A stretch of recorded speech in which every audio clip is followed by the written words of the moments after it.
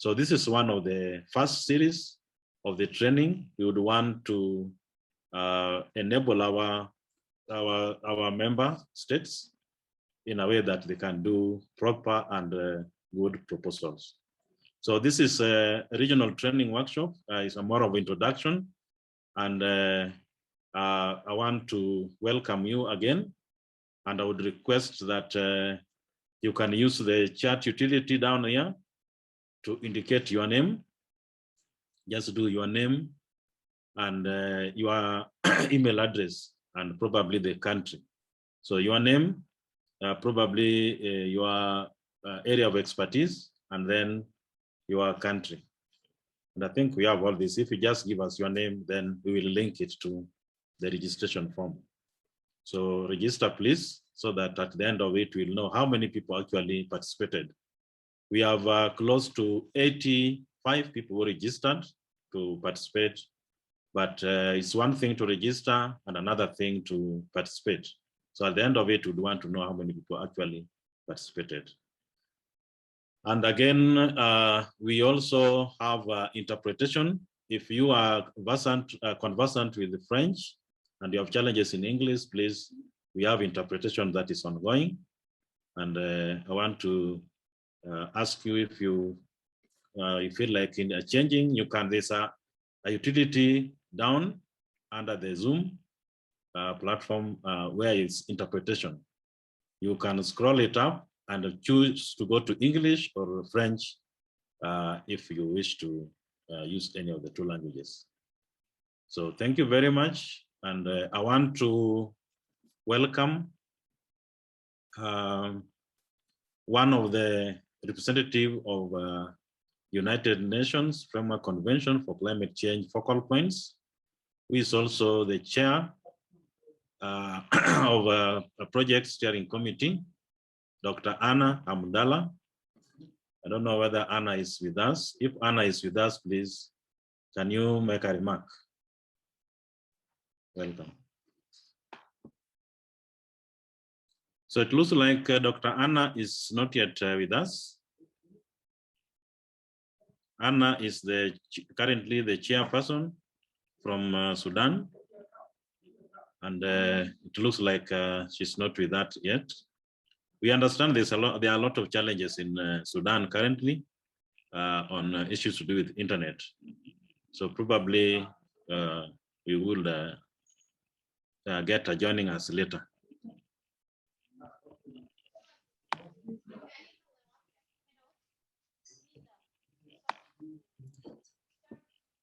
So if Anne is not with us, then we are going to move straight away to the presentation.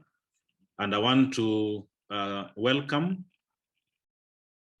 as per the program, the first presentation that we're going to have is an overview on the global state of climate change finance. The idea here is that we want to get an expert who is from GCF, Dr. Joseph Insiful, just to give us briefly an overview of global state of climate finance. We were interested as a region to understand how financial flows, instruments, main contributions takes place in globally. If you are from a country, say Kenya, where can you send your proposal? Under which sector are you supposed to send a proposal, and to which organization? So Instiful is going to give us an overview, and then we'll pick it up from there. So I welcome Joseph. The floor is yours. Welcome. Thank you very much, Philip, and a pleasure to connect with you again after quite a long time. I bring greetings from the Green Climate Fund, and particularly very excited to be back to engage with my colleagues and friends from ICPAC and IGAD, where I've spent much of my career engaging and developing aspect of my career. So it's a pleasure to be with you. My name is Joseph Interful. I'm the Senior Climate Information Early Warning System Specialist of the GCF. And as Philip has already explain the topic, I'll go straight into it. By way of background, or by way of outline, I will give a background of the global climate finance architecture. I look at some of the issues that have come up and why we need a very robust and predictable financing architecture to mitigate against the risks and impact of climate change. And then I will also talk about the Green Climate Fund, which is the biggest fund, the global fund within the financial mechanism of the convention. And then I will focus also on investment in adaptation and resilience, and then try to put it in perspective, because I know ICPAC looks more at climate information early warning system and then the broader applications to development. So I will give some specific examples of that, and then talk about some case studies with types of projects that we finance in a broader context of climate finance, and open up for questions and answers. So to begin with, in terms of the background, there is quite, in terms of impacts, we have some significant climate impacts in the last 50 years. We know that storms, floods, tropical cyclones, and droughts have caused over 3.7 million deaths, and 7.6 billion people have been affected. And then in terms of the global economic losses during this period, we know that amount to over 2.4 trillion, or 0.2% of the world GDP annually. And relative to this, you realize that Africa, LDC, and SIDS are the most impacted among the countries. But then if you look at the INDs, NAPA, and the NAP, and the submissions to the convention, as of 2019, all the 13 parties submitted talked about the need for climate information and early warning systems. 50% of the NDCs submitted also make reference to that. And the ambition is very clear, but identification is lacking in terms of the vulnerability, in terms of what is actually needed to be able to address this very important issue. And then if you look at, in terms of the market assessment, the lowest capacity is in Africa, LDC, and SIDS. And then this growth is driven by a vibrant private sector, particularly energy, aviation, large-scale agriculture, and infrastructure resilience.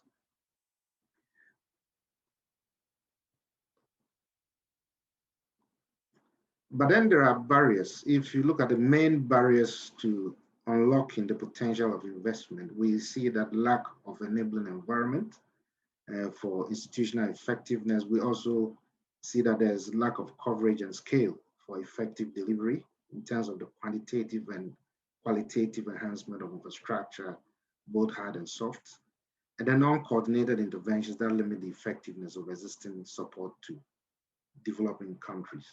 Limited governmental finances and budget allocation, for example, funding of the Met Services and the disaster management agencies. And of course, also complete complexity of the production, dissemination, and uptake of risk information. Market barriers are also a barrier, and of course, uncoordinated interventions, which limits the effectiveness of intervention. But then also we have a lot of opportunities. For instance, there's growing demand that far exceeds supply. If you look at the NDCs that was submitted to the Paris Agreement, 77% of African and Middle East countries, 76% of Latin America, and 100% of Asia Pacific make requests for climate information early warning system and support to address adaptation. Climate information early warning service and the broader resilient landscape has a market potential for unlocking the private sector investment and participation. For instance, there's a WMO assessment that shows that for every dollar of investment that you make in climate information and early warning system, the returns is between 4 to 32 dollars in terms of the returns. And there's also growing commitment across the global, continental, and national scales. The Paris Agreement, Sustainable Development Goals, the Sendai frameworks, and the Global Framework for Climate Services demonstrate a commitment across the globe. And so there's a unique opportunity to enhance coherence and complementarity of investments, and also to leverage private sector finance, public budgets, as well as public-private partnerships. And so to date, if you look at the global climate finance architecture, annual investment flows from developed countries to developing countries. For private sector, 2014 we have was $62 billion, 2017 was 71 billion, and 2018 79 billion, which shows a consistent increase in private sector investment. But also public sector investments, we had between the year 2013 to 2014, we have like $41 billion annually. And then within 2015, 2016, we have $56 billion. So consistent growth in investment. But then if you look at it in terms of the global climate finance architecture from each country, both public and private sector, and then between 2017 to 2018, we have about $579 billion of investment. And the types of climate finance available also vary in terms of grants, concessional loans, guarantees, and private equity that are critical for climate finance. And so the picture here gives you a glimpse of what is happening in terms of the contributors from the developed world mostly, and then the bilateral institutions that deliver those investments. But I think what is more important is the multilateral institutions that are part of the UNFCCC financial mechanism, like the Joint Implementation, CDM, and then within the core process itself, we have GCF Adaptation Fund, GEF, LDCF, and the SCCF Fund. And then we also have those non-UNFCCC financial mechanisms, which are all over the globe, regional, national, and other financial systems. And so let me bring you back to GCF, what we do within GCF as an example of how the funds operate. So GCF was established at the COP in Durban in 2010, COP 16, and it has evolved over the time, with 2014 being the first pledges of 10 billion plus mobilized to support project finance. So the first project was approved in 2015, and as of now, we have 173 projects approved with 8.3 billion commitment from the GCF.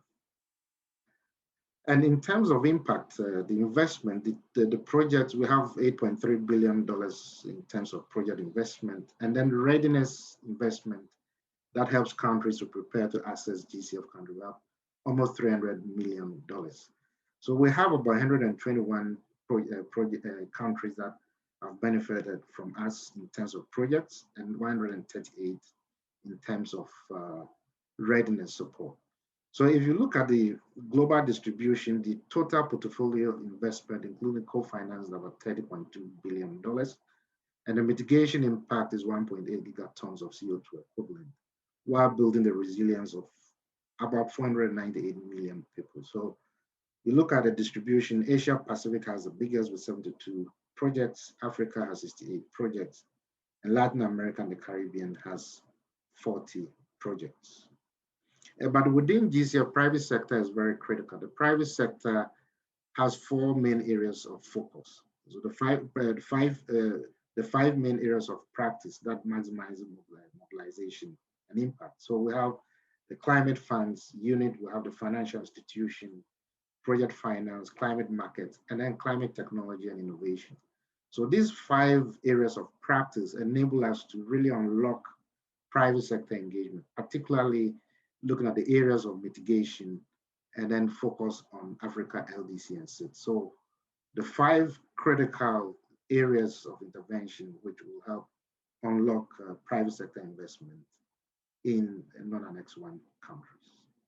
And so in terms of investment by sector, both public and private, we have about $5.6 billion invested in the public sector, with a co-financing of about $13.1 billion. So which means that for every dollar of investment, we are able to leverage 2.3 from co-financiers for the public sector. For the private sector, we have $2.8 billion of our investment and $8.8 billion of co-finance, which means for every dollar of investment, we leverage $3 from co-financiers. And then if we look at the portfolio composition, GCF has a flexible implementation deployment mechanism in terms of mitigation and adaptation striving for 50-50% between mitigation and adaptation.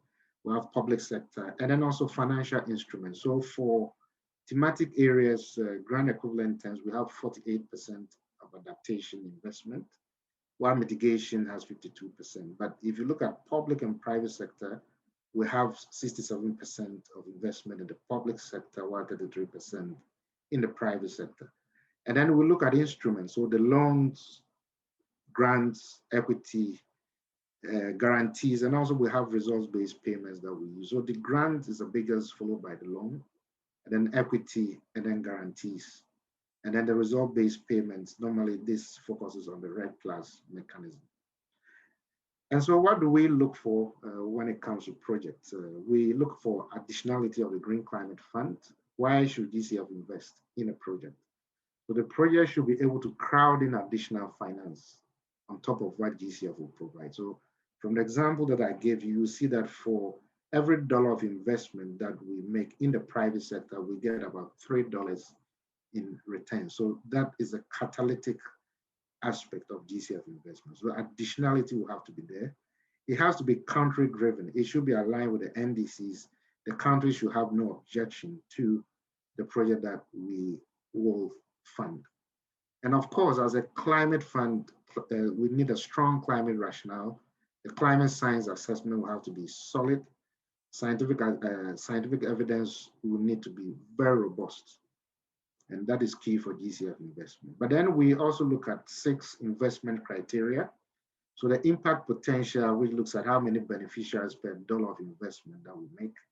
The paradigm shift potential shows the innovativeness of the project in terms of using innovative technologies and policy de-risking to strengthen investment in the projects. And also the sustainable development potential that looks at the environmental, social, and economical benefits of the investment, and as well as the needs of the recipient, country ownership, and then efficiency and effectiveness of those interventions and investments.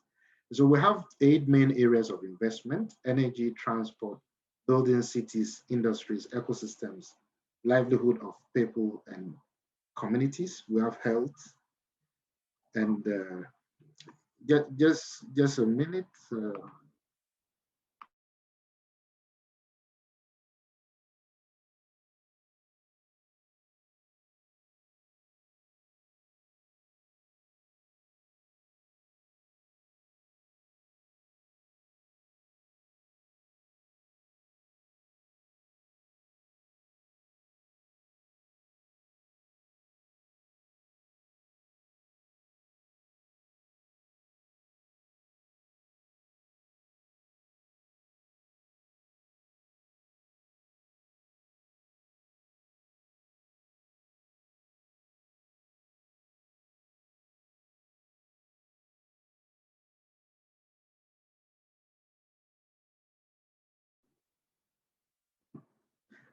Yeah, apologies for the short break. I had to attend to an urgent request.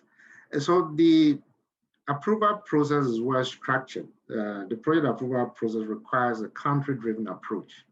So first, it begins with a country program where we provide readiness funds to help the country articulate the type of challenges that they have, the climate challenge, and then the type of investment or the project that they want to put together to address those challenges. And so we call this initiation phase, where we support the countries to develop and articulate the problem. And then the proposal is generated through an accredited entity. So we will support the country to develop the project. We review the project, we appraise it for submission to the final proposal submission by the accredited entity make sure that the project is fit for us to review it. So after the project generation and the submission of the project by the accredited entity, the GCF will do a due diligence assessment where we look at investment criteria that I spoke about in the previous slide.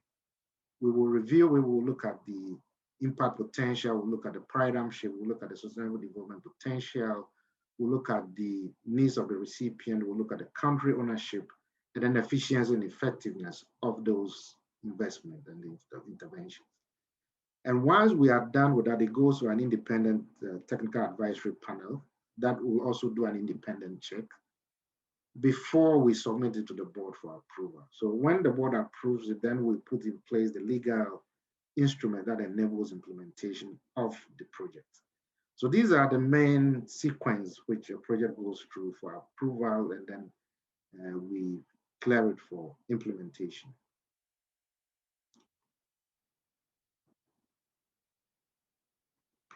So we work with a number of accredited entities. We have over 100 of them, but just to give you a flavor of those we work with, these are private sector accredited entities, including the Kenya Development Bank that has been accredited recently. And so let's look at the GCF investment in disaster risk reduction and climate resilience building, particularly looking at the area which is of interest to ICPAC. And so we have key paradigm shifting thematic elements that we need to ensure sustainability of our investment. One, we need to have make sure that the project has the capability of transformational planning and programming, which means that climate science informs the strategic plans and country programming, implementation aimed at coherence and complementarity to reduce waste, and also efficiency and effectiveness. We also look at catalyzing climate innovation, which is to say innovations in global framework for climate services, global basic observation network, and then impact-based forecasting, forecast-based financing, and Internet of Things, big data, cloud computing, ICT as a driver of both the production and dissemination of climate information. That underpins the project design and also create strategic partnership, quality management, and improve policy. So innovation is very critical when we look at the projects. And of course, also we look at mobilization of investment at scale. So the innovative financing options, like enabling blended finance and key partnerships to leverage and scale up investment will be very, very important. So we are looking at the way in which, let's say, the hydromet services will be able to bring in private sector to enable them to mobilize, make enough money, at least for cost recovery, to maintain the operations and maintenance of those infrastructure. And then, of course, also we look at the expansion and replication of knowledge. So knowledge brokering of climate investment, science and technology through institutional collaboration, monitoring, evaluation, and learning to ensure the impact evaluation is consistent with the project design.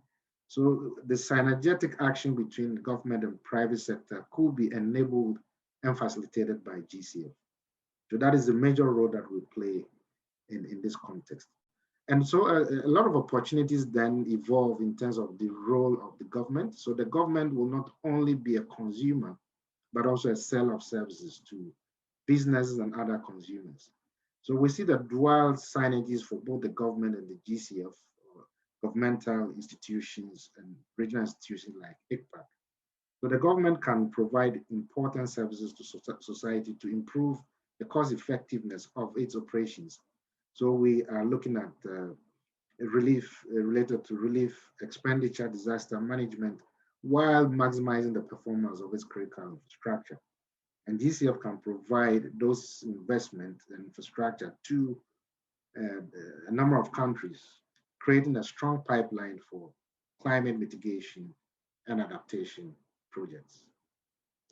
And so today, in terms of investment, GCF has invested over 1.8 billion of its investment to climate information, early warning, and disaster risk reduction to strengthen resilience of systems and processes. And then with the co-financings, which is over $1.8 billion. So quite a significant investment. And if you look at the distribution of this investment across the various groupings, we have Asia Pacific, the covering over 44%, Africa 34%, Latin America and the Caribbean 20%, and then the rest covering 2% of the investment in this area. But more importantly, international entities like the African Development Bank, the World Bank, and UNDP, dominate the portfolio with about 94% of the investment going through them, and then only 6% going through accredited entities like NEMA in Kenya and the others. And so, more importantly, we realized that only 21% of the project focus on modernization of hydromet services, while 79% focus on sector applications like agriculture, transport, and other elements for development planning, sustainable development, and applications in development. So let me get you to the case studies type of project that we finance. This is a project that was submitted to us by AFDB that looked at climate information and early warning system to build back better the hydromet service of Liberia. The focus of the project was to strengthen the hydromet service and disaster management agency. The focus was on disaster risk, knowledge, observations, improved dissemination, early warning, improved preparedness and response, and then a business delivery model to ensure sustainability of those investments and the areas that the impact is given below. So this is about $10 million of investment, about 0.14 from the government, and then also AFDB. So the distribution of the investment is given below. And also we have a multi-country project in the Indian Ocean states brought to us by French Development Agency. This the total project is about $71.4 million, benefits over 19 million people, strengthens the region's ability to manage tropical cyclones and other climate-related hazards. We also have some other investment in terms of application in Zimbabwe, total financing 47.8 million, contribution from GCF is 26.6 million. So this focuses on building climate resilience of vulnerable agricultural livelihoods in southern Zimbabwe. And then we also have an ecosystem-based adaptation and mitigation project in Botswana, looking at communal rangelands, a total of $97.6 million with GCF investment of $36.7 million. We also have IFA Sahel, one of the Great Green Wall Initiative projects. This is an integrated risk management approach to build resilience and adaptive capacity of smallholder farmers and rural communities in 7 Sahelian countries. A total investment of $143 million, with GCF providing $83 million. So the proponents of the project was to build climate risk preparedness, climate risk reduction measures, adaptation and mitigation, and then climate risk transfer in terms of micro and sovereign level insurance to strengthen the capabilities of the most vulnerable population.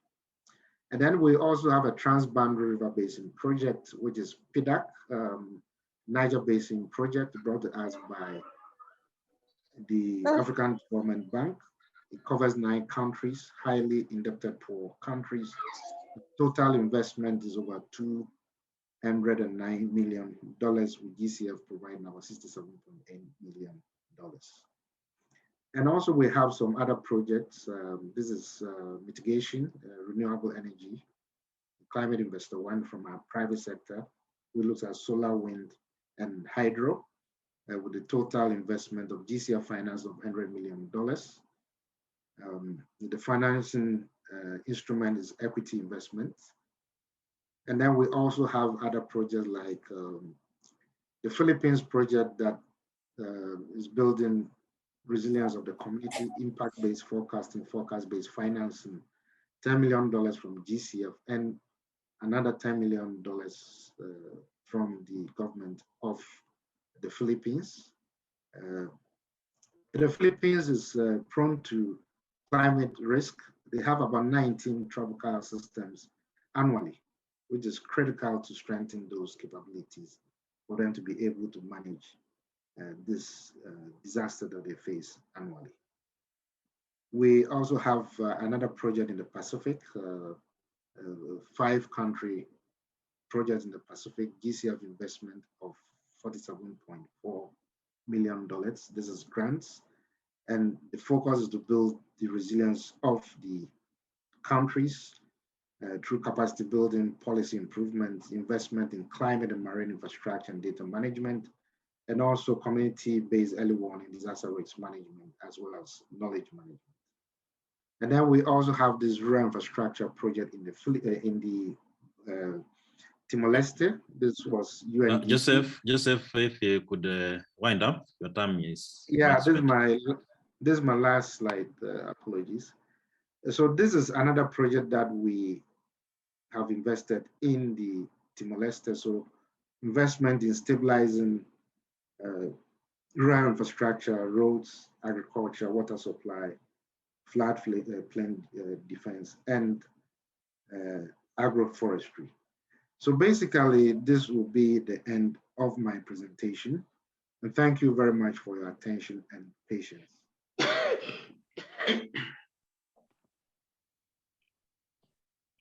Good morning. Thank you very much, Dr. Nsifu, for very, very detailed and very insightful presentation. My name is Timothy Ranja. I work for ICPAC as a climate change mitigation officer. I know we've really learned over time, but it was we all agree, this was very useful. I think whenever GCF financing is mentioned, I think countries really develop interest. I think every country is trying to develop and access funding from the GCF. I think you've taken us through the climate finance architecture and also the processes and opportunities available at GCF. This is quite interesting to see how rich the portfolio is, and also to see that African countries, unlike other financing platforms, are doing very well in terms of accessing, but also the balance between adaptation and mitigation. We'll open it now for discussion. Take some few questions and also use the chat box to raise issues. So it's now time for discussion. Let me hear the reaction from member countries and also any questions for Dr. Nsifu. The floor is open.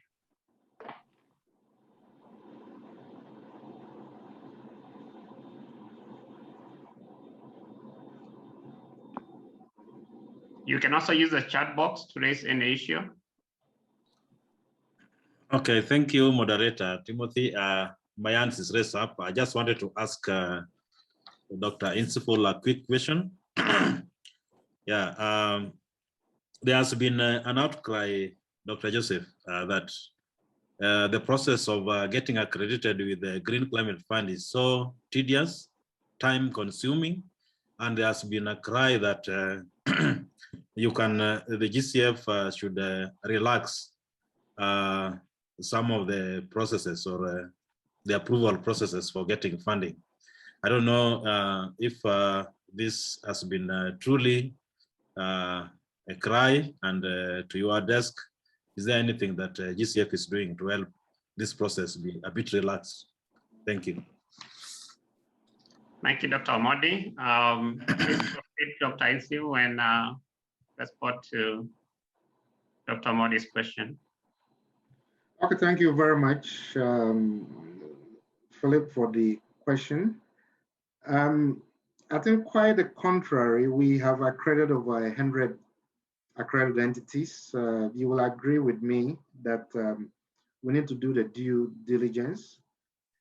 Finance is a different ball game. If you look at the case of Africa, illicit financial flows, we have over $1 trillion that we lose annually. And so when it comes to finance, we need to make sure that the fiduciary standards are well scrutinized. We have to make sure that the due diligence is robust enough to be able to screen those who apply to be accredited to manage our funds. So we have to balance the fact that we want to speed up in line with also the requirements that we have to do better due diligence to avoid illicit financial flows and other risks that poses to addressing climate change. So I would say that we have ramped up a lot. Initially, as a young fund, we had some challenges, startup challenges, which we have been able to overcome. But I can assure you that we are doing quite a great job in accrediting over 100. Et que nous avons habilité un très grand nombre d'agences. Okay, over. Okay, please proceed. Yeah.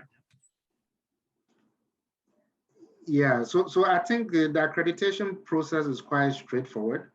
It is not every institution that can be accredited. The financial, the fiduciary standards has to be there, your ability to implement projects. We have to screen for blacklisted institutions. And there are other roles that institutions can play. You know, you could either be a readiness delivery partner where the requirements are very, very straightforward and less stringent. If a country recommends you as an institution that can support them to do readiness, then all we need is the fiduciary assessment, very, very straightforward assessment, the audit reports, and other documents that we need to fast track the process. So I think there are options, there are ways that institutions can play. There could also be executing entities that will work with accredited entities to implement specific projects. You know, the challenge that we have is that a lot of accredited entities have been accredited, but they are not able to deliver. Some of them, even not one project has been delivered over the past 4 to 5 years of the accreditation.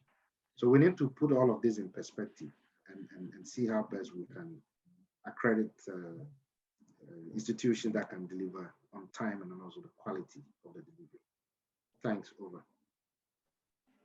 Yeah, thank you very much. I can see a question from the chat from Hussein Mohammed, and he's asking, is it only government institutions? Okay, I'm losing the. Or civil society can also access funds from the GCF. How can civil society access funding from the GCF, Dr. Nsivo?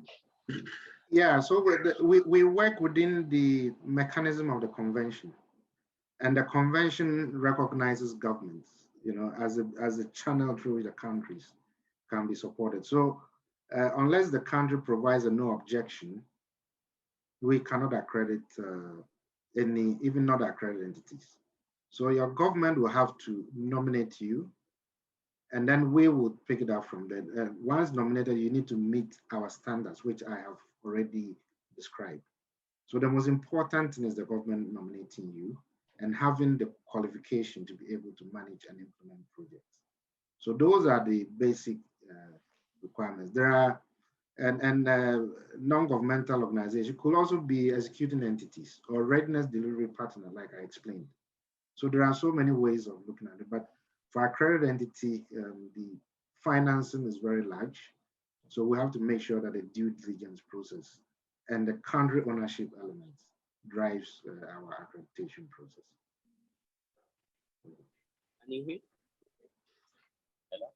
Yeah, thank you. Dr. Modi, I don't think I can see who has raised their hand. Can you help me to see whether there's a participant who has raised their hand? So far, no hand is raised. When any hand is raised up, I'll alert you. Oh, I can see one hand raised up by Fatahun Gezier. Hello? Yeah, please unmute yourself and proceed. Can you hear me? Yes, we can hear you clearly. Proceed, please.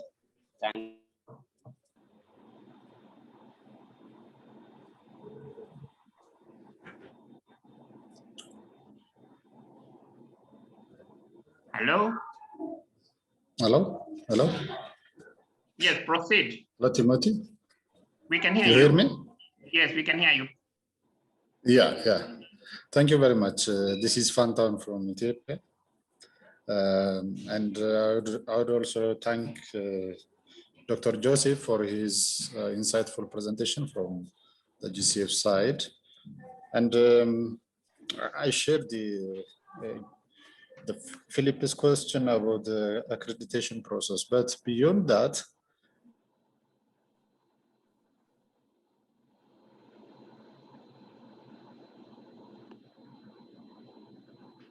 Hello, we seem to have lost you.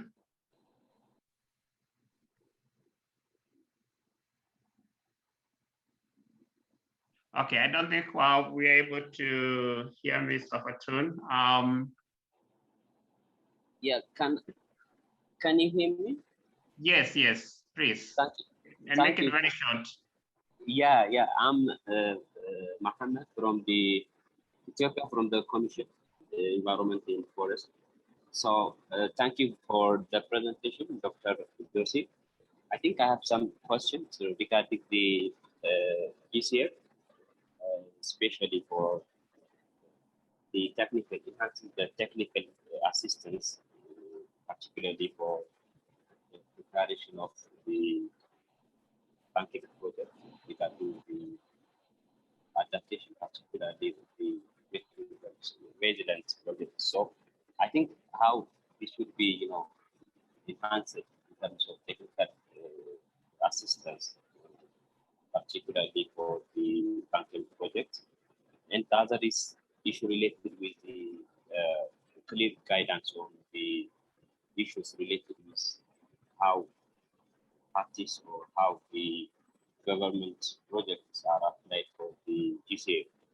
So some especially for the implementation issues for the national adaptation plan. So I think it's good for take us some experience, especially for those banking projects who are, made some kind of strengthening or some kind of, reducing challenge. So I think it's good to take us the experience. Thank you. Thank you very much. I'm not sure whether Dr. Nzivu, you managed to, it wasn't clear in the background. Did you manage to get a comment? Donc, nous avons eu des difficultés à vous entendre. I didn't hear very clearly, but I heard some about pas très bien implementation. entendu. And so I will try to at least respond to what I heard. Je vais au moins essayer de répondre à ce que je viens I d'entendre. think the major problem is to do with the countries, the accredited entities themselves. Like I'm saying, a lot of them have been accredited and they have not even assessed one project, And I don't think that is just an issue of capacity, because I know very well that capacity exists in the countries. Having worked extensively in Africa, I know where the capacity is. But then the accredited entities are not really bringing on board the universities, research centers, their banks, the wealth of knowledge that exists in the country, the indigenous knowledge. If you look at finance, the African indigenous system has its own structure of managing risk. If you look at the savings and loans at the community level, at the village level, there's a well-established structure in which risk transfer is managed at the local level. These are the knowledge that GCL is looking for.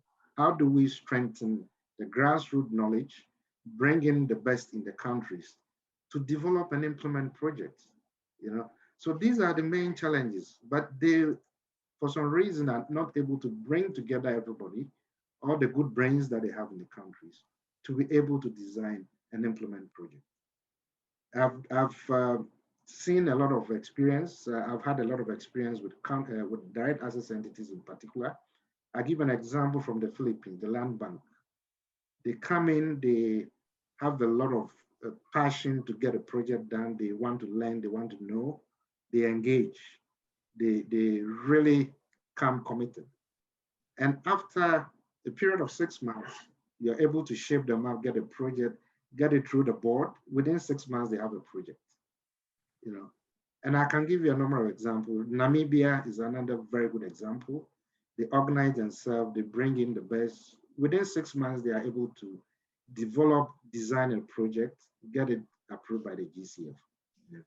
And if they've been able to do that, I think the rest can also do that.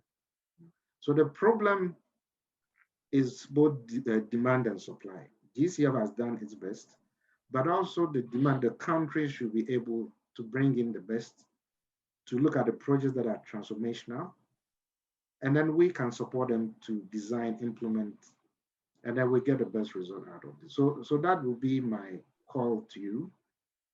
In addition to what GCF can do, I think the majority is 70 to 80% depends on the country. Yeah, thank you very much for that response. We all agree that this is a very interesting discussion. When you mentioned the GCF, every country wants to know about even the accreditation process. So, but in the interest of time, we want to bring this session to an end. There'll be another session at around 11:20 on the accreditation of ICPAC, and also the last session on discussion where we can also pick this discussion further. But for now, we want to bring it to an end. I want to thank Dr. Insifu for the very insightful presentation and for the response to questions. We hope to continue this discussion later.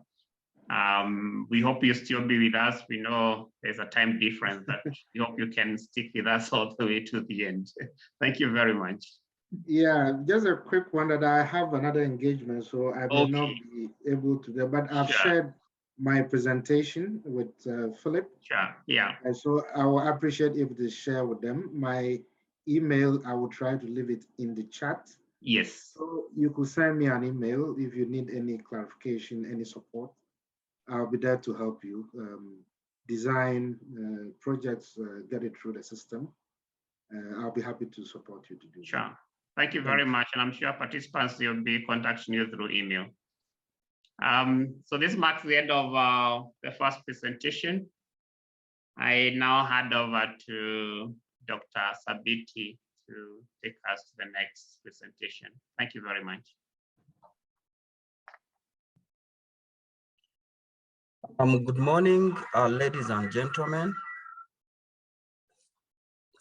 My name is Geoffrey Sabiti, as has been indicated by Mr. Timothy Ranja.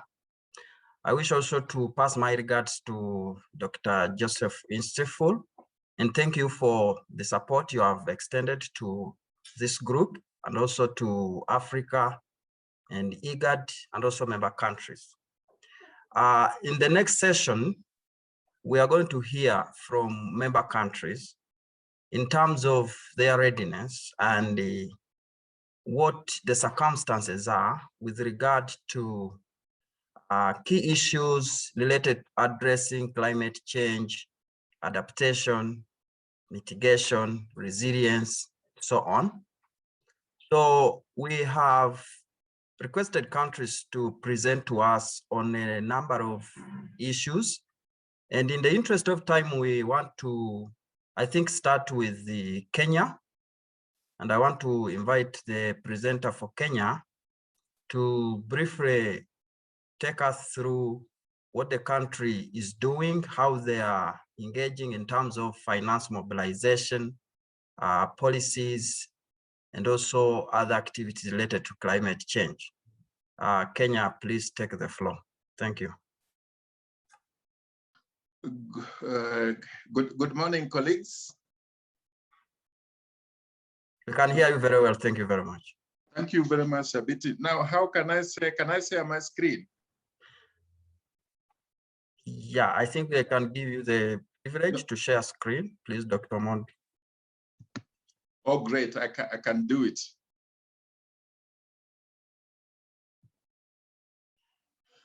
Good. So once again, thank you very much. I know I have a very limited time of 8, to present to you our just the general overview of how Kenya has been doing in terms of mobilizing climate finance, including policies, plans, and legislative framework. My name is Peter Odengo. I'm the head of climate finance and green economy at the National Treasury and Planning here in Kenya. I'm doing this on behalf of my colleague, Dr. Pacifica Ogola from the Line Ministry of Environment and Forestry. We work together jointly on these matters of climate change, and we always share this when one of us is held up somewhere. I'm also happy to see Timothy Raja, who we worked with during the early days of setting up climate policies and systems in place. So the outline of my presentation, which will be very short, is as per you provided in your guidance, just county priority climate actions and financing needs. We'll also share with you our experiences in accessing climate finance, both domestically and internationally.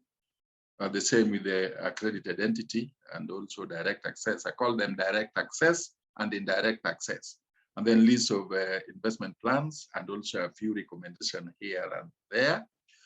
Colleagues, it is key and it's also very important to know that Kenya is one of the first African countries that have already analyzed and just released a report on climate finance landscape, which we launched here in March.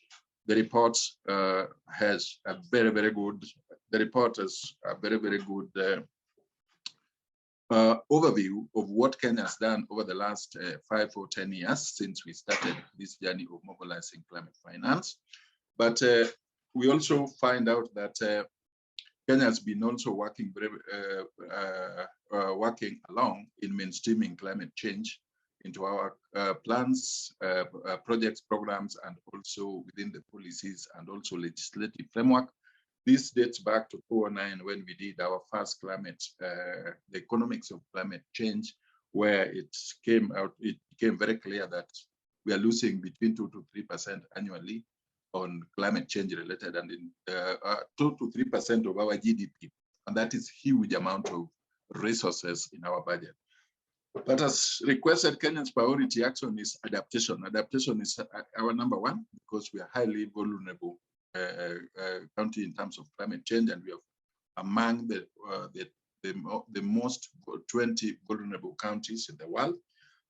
Given that the resources that are required is huge, Kenya has committed under our updated NDC, which we submitted in December last year, that we need to mobilize about 62 billion USD by 2030. And of which 13% of that, as we have dedicated that this should come from the public budget, which I will talk about later, from the domestic budget, and then the balance of about 87% is what the amount which we require to mobilize from our development partners as provided for within the Paris Agreement and also within the UNFCCC.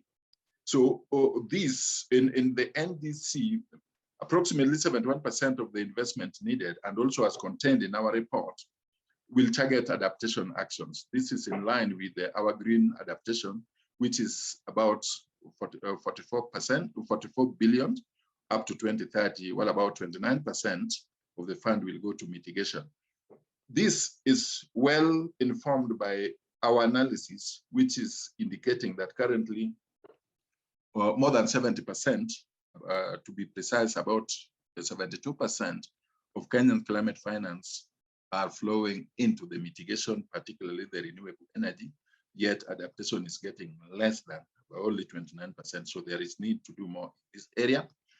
But when it comes to the sources where we have this money, according to our analysis, which we did very well with the climate policy initiative supported by a number of organizations, the government alone over the last, in 2017-2018 financial year, the money which was expended from the public budget was about $752 million US, which went into climate-related expenditure then. I would want to highlight that even within that report, the money that we tracked was the money where there was clarity and delineation between climate-related expenditure as we define adaptation and mitigation and enabling environment within our climate finance, climate change Act 2016 and climate finance policy 2018. This amount included about, in Kenya shillings, about 42 billion, about 4.2 billion US dollars, which is 5% of external resources from our development partners, which was put through the budget. So the money that went out through other non-budget sources, we call them off-budget.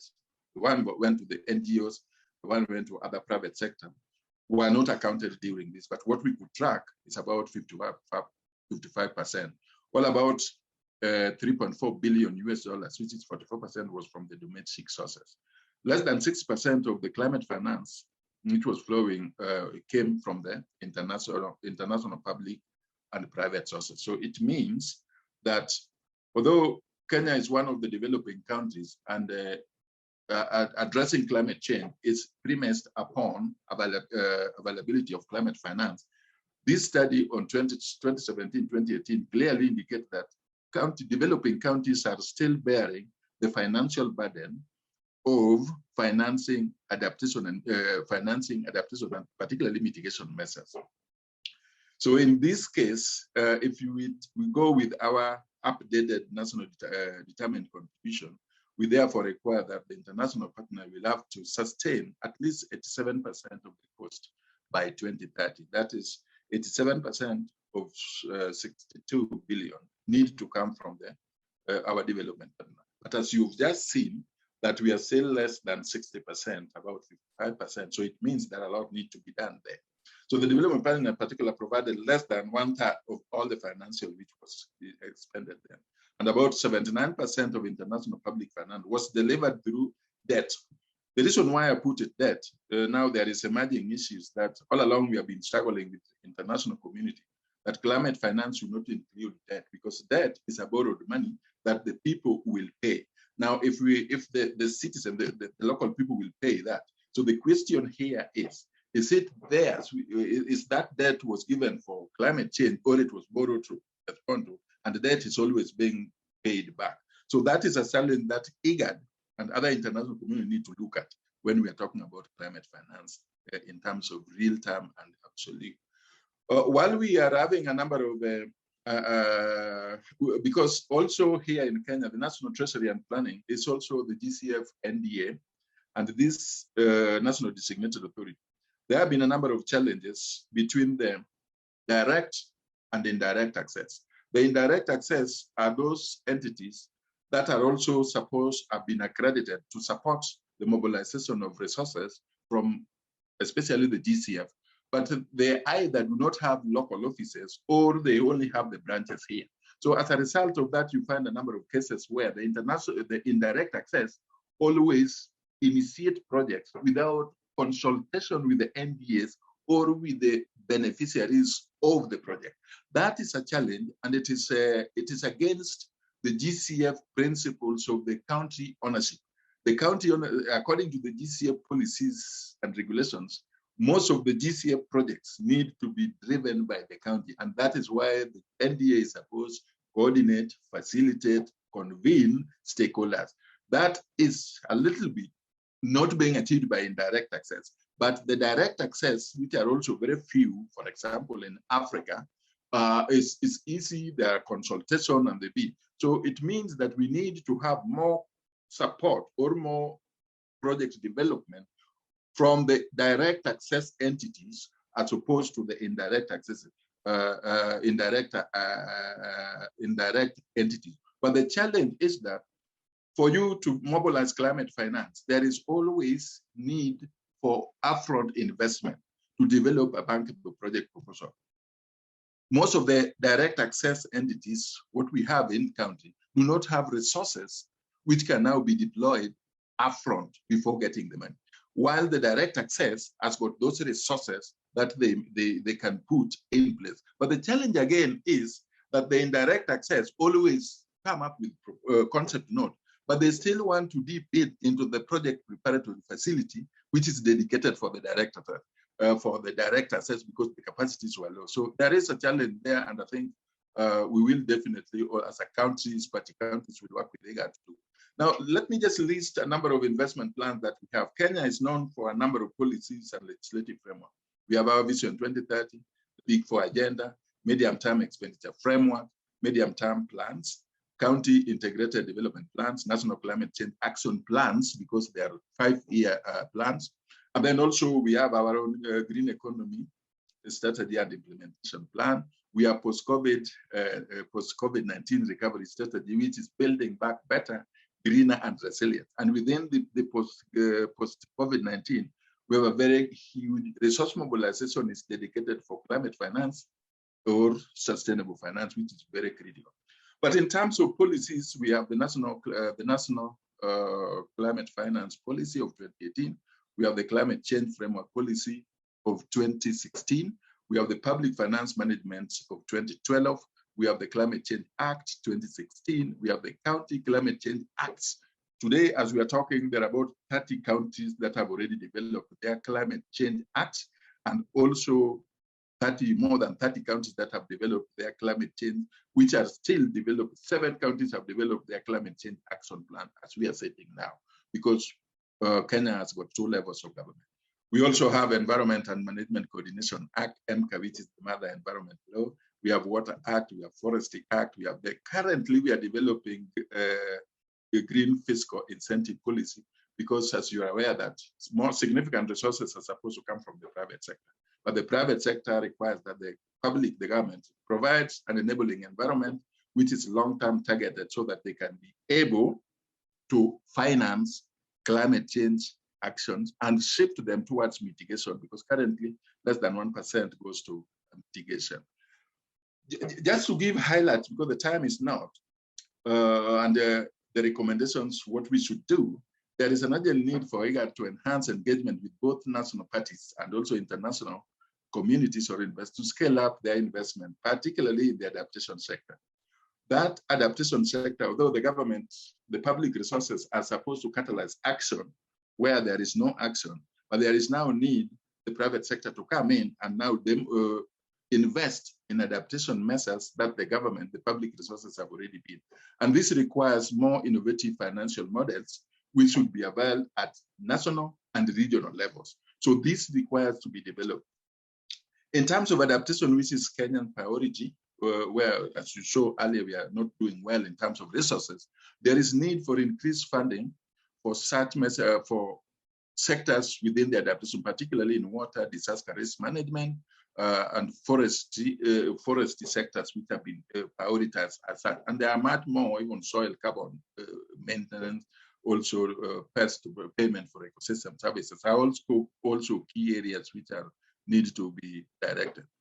While mitigation also has been getting the lion's share of the climate finance in Kenya, but if you, according to the Kenya climate finance landscape analysis, more than 80% of those resources were directed towards renewable energy sector.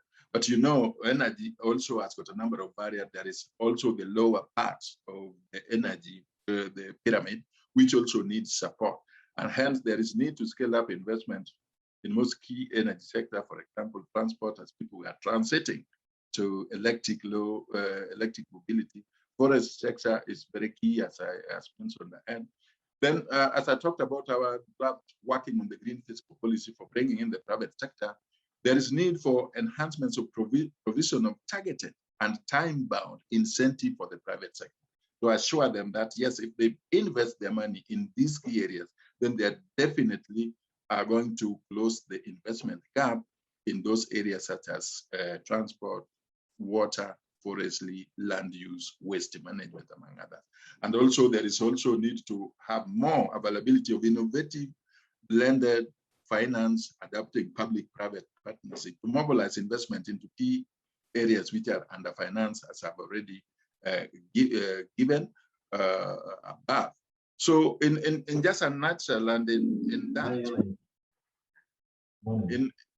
in conclusion, we really need to look at alternative innovative financing mechanisms that we can have. So that is definitely the end of my presentation. Hello. Yeah, thank you very much, Mr.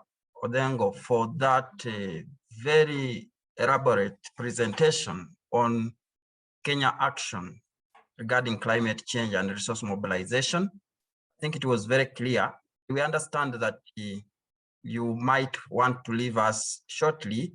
So I'll invite any burning questions from the audience. If they are, please raise your hand. I've not seen any questions in the chat, but I think let's make it a practice. If you have a question, please drop it in the chat. So if you have a question, I see Dr. Mondi's hand raised. Please, Dr. Mondi, go ahead. Mine is a quick one. Thank you, Peter, for that exemplary presentation. This project is more to do with the sharing of good practices. I can see Kenya has got very good practices that can be shared by member states of IGAD. My question or my comment to you is that, is it possible that we work with you, we get documentation, particularly on financing climate, so that we can share with other member states and probably upscale in their countries? Thank you. Can I respond to this as more questions are likely to come? Yeah, please go ahead. Great, Dr. Mondi, that is, thank you for that. Yes, it is possible, because if you look at the policy frameworks and the information that we have, for example, now in the next few days, in the middle of the month, we will be launching additional information that we can easily share with the IGAD. We have just finalized our Green Climate Finance 5-year strategy that is will be launching. So that contains the key areas and the type of projects that we will be putting ahead to the GCF for funding for the next 5 years. We are also going to launch our climate finance training handbook. We have developed tailor-made national climate finance handbook that is going to strengthen the capacity building. Because if you look at the Paris Agreement, Article 7, 9, and 8, including 9, transparency and the accountability, it requires significant capacity building on how record, track, and also report under the MRB. So we have done that. We have also soon, in collaboration with UNDP next month, launching Kenya's climate finance synthesis report. These synthesis reports have analyzed the flow of climate finance from all sources, both adaptation, funds, all those, over the last 16 years, or since 2010, more than 10 years. These are information they are also available online. And then we are also now having our climate finance green fiscal policy and moving towards an emission trading scheme for the region. But the other best practices, we also, if you look at the GCF pipeline, we have mobilized about, since we started in 2016, Kenya has mobilized both directly and indirectly about 150 million US dollars in various projects, like the 20 projects that we initiated here. We also have the NAP readiness. 20 project is $34 million, which we started here. We have the NAP readiness, which we are implementing with the FAO, which is $3 million. We have a number of readiness support, and the GCF NDA, where I say it, I just show a few minutes that GCF has just signed and releasing for us $845,000 US dollars for readiness to continue supporting the counties, the local entities, the NGOs, and the private sector to come up and develop bankable projects. So we have a myriad of experiences, best practices, challenges that we have gone, and the region can really benefit from this so that it should not walk the long journey that we've walked with without policies and also responses. Yeah, thank you very much, Peter. We have some few other questions, and I think we are lagging behind time, but let's give opportunity to Djibouti. Linda Kayadi, please ask your question. Thank you.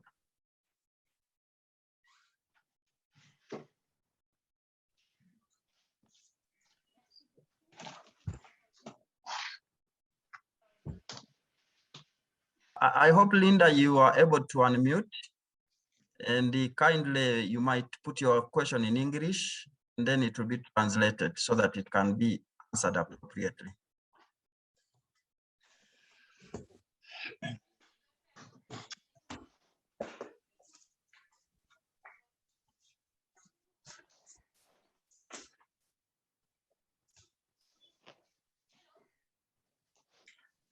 It's Linda coming in. There are some questions also in the chat that I can respond to if, or we keep on waiting for Linda. Yeah, I think you can respond to some comments there and the question from her. Yeah, go ahead, Linda.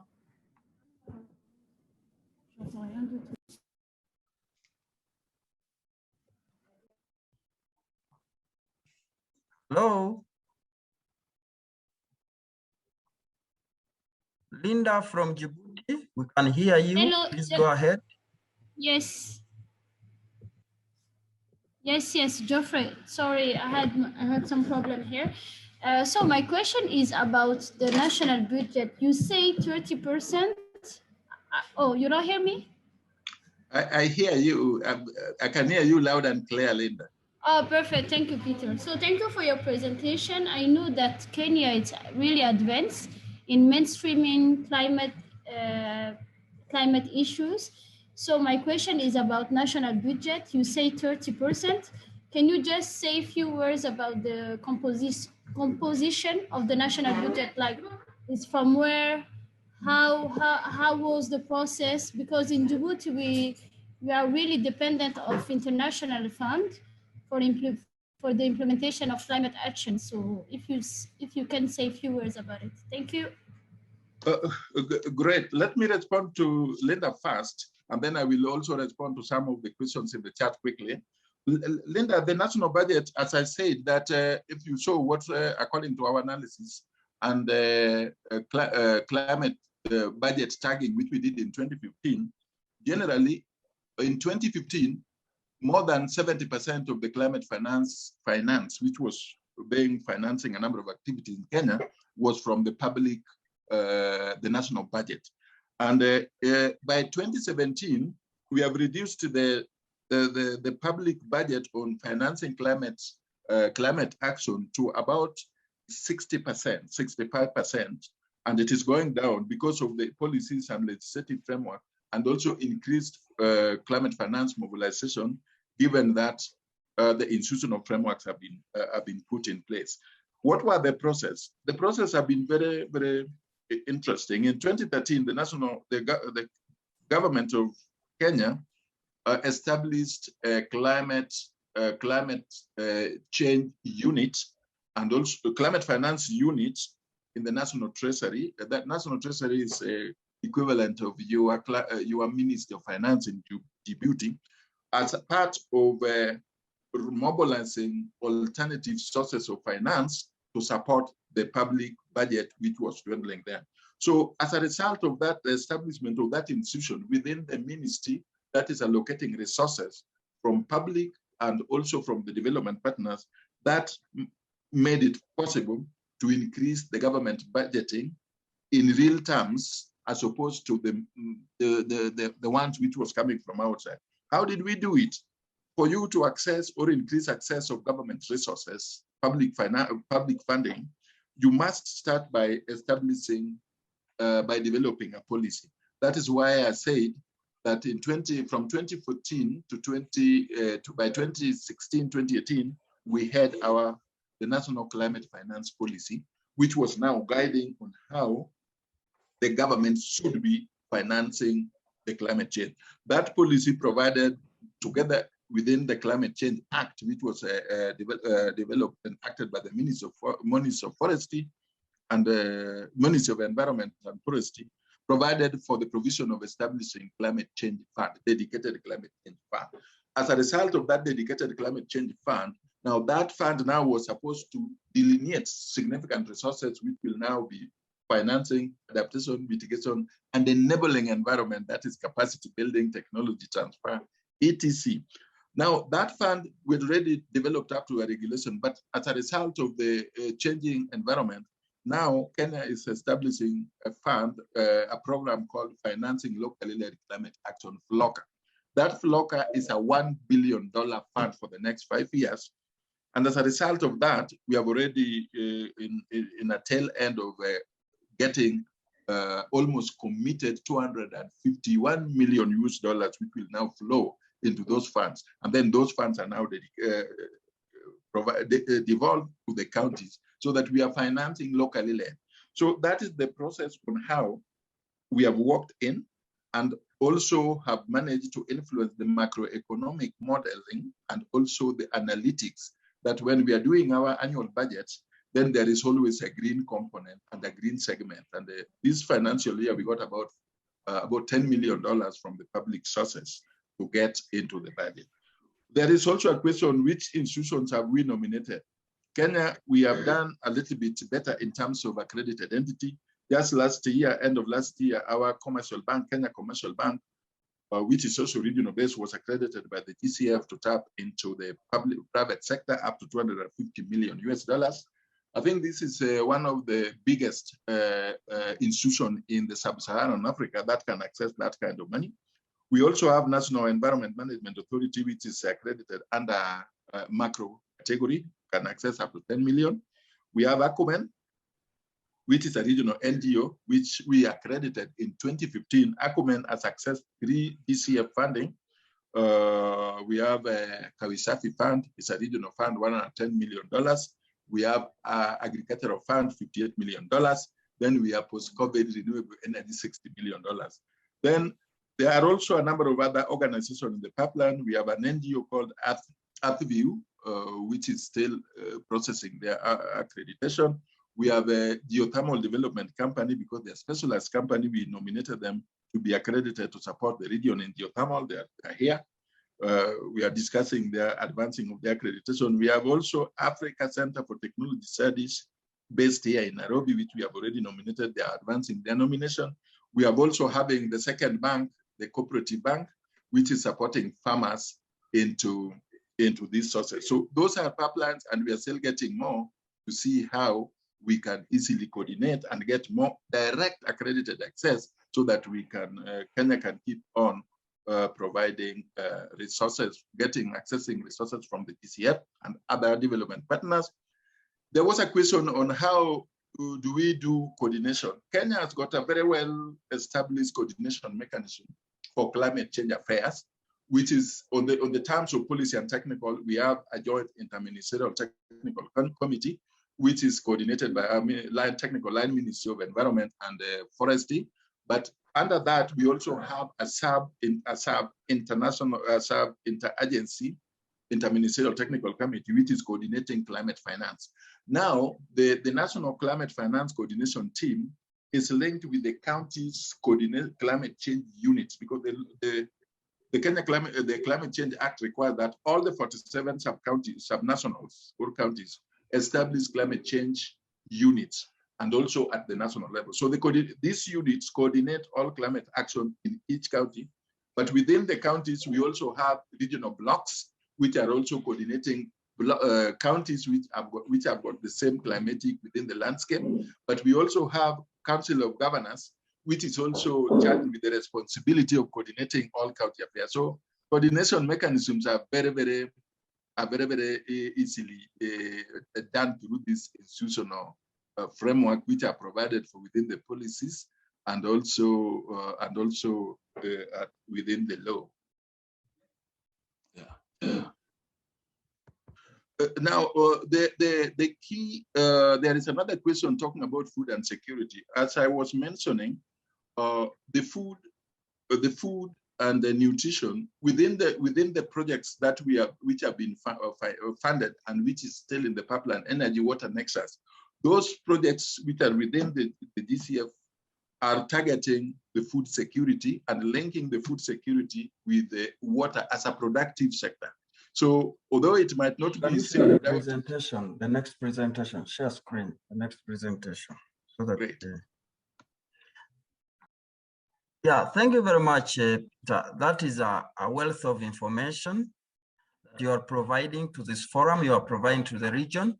And I'm happy to hear there are a number of institutions that have already been accredited to support access to these climate change funds. And I think this will go a long way helping Kenya, but also we are looking at the region.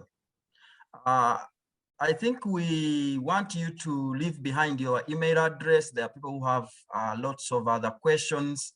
And I think we will try as much as possible to always interact with you in Kenya. And I'm happy to see you have already published Climate Finance Landscape, which is one of the documents that is very recent. Yes. And I think members in this meeting can also see many good things in that document. Thank you very much, Kenya. At the moment, I wish to invite our participant from other member countries to also make some contribution. I'll invite either Sudan or Ethiopia. Yeah, let's have the participant from Ethiopia ready to give us some insights on what climate change actions in terms of policies, in terms of resource mobilizations, resilience building and adaptation. Thank you, Peter, for providing your email. I think we can get some follow-ups. Thank you very much.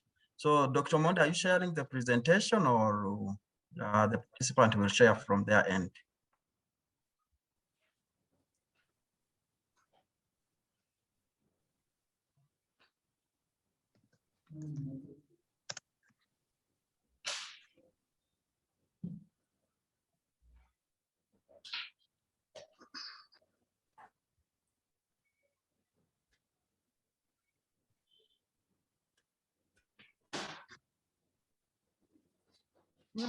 So, Mr. Gezi, please go ahead. Yeah. Okay, thank you, Jeffrey, for your facilitation. Good morning, everybody. This is Fantan from Ethiopia. Environment, Forest, and Climate Change Commission as a senior climate change specialist under Resource Mobilization Directorate. Thank you for the IGAD guys for facilitation and organization of this very interesting issue with regard to climate finance priorities, plans, and strategies of countries. Thank you very much. To begin with the Ethiopian case, as you know, Ethiopia has designed this well-known CRG strategy, climate resilient green economy strategy by 2011 in Durban. In this regard, the financial requirement for the implementation of this strategy costed about 240 billion till 2030. Particularly the mitigation part will cover about the 150 billion, and the adaptation and the resilience building requests as the 90 billion. Specific CR strategies are also designed in the country with respect to water and energy, which costs the 895 million USD, and from agriculture and forestry, about 600 million USD till 2030. This is from the very beginning of the designing of the CRG strategy. However, recently by 2019, the CRG progress implementation has been assessed, and the aforementioned value will vary. So the 240 billion will also be enhanced or increased. However, until 2020, with regard to the implementation of the CRG strategy, about 82 billion USD has been spent and invested on the implementation of our strategy. Yeah. Can you hear me? Hello? Yes, please go ahead. We can hear you. Yeah, okay. So yeah, so this investment is the aforementioned investment that's about 240 billion USD till 2030 is the one that has been from the very beginning of the designing of the strategy. However, after the assessment is made, some incremental costs are being seen. So we'll see in the next slide, please.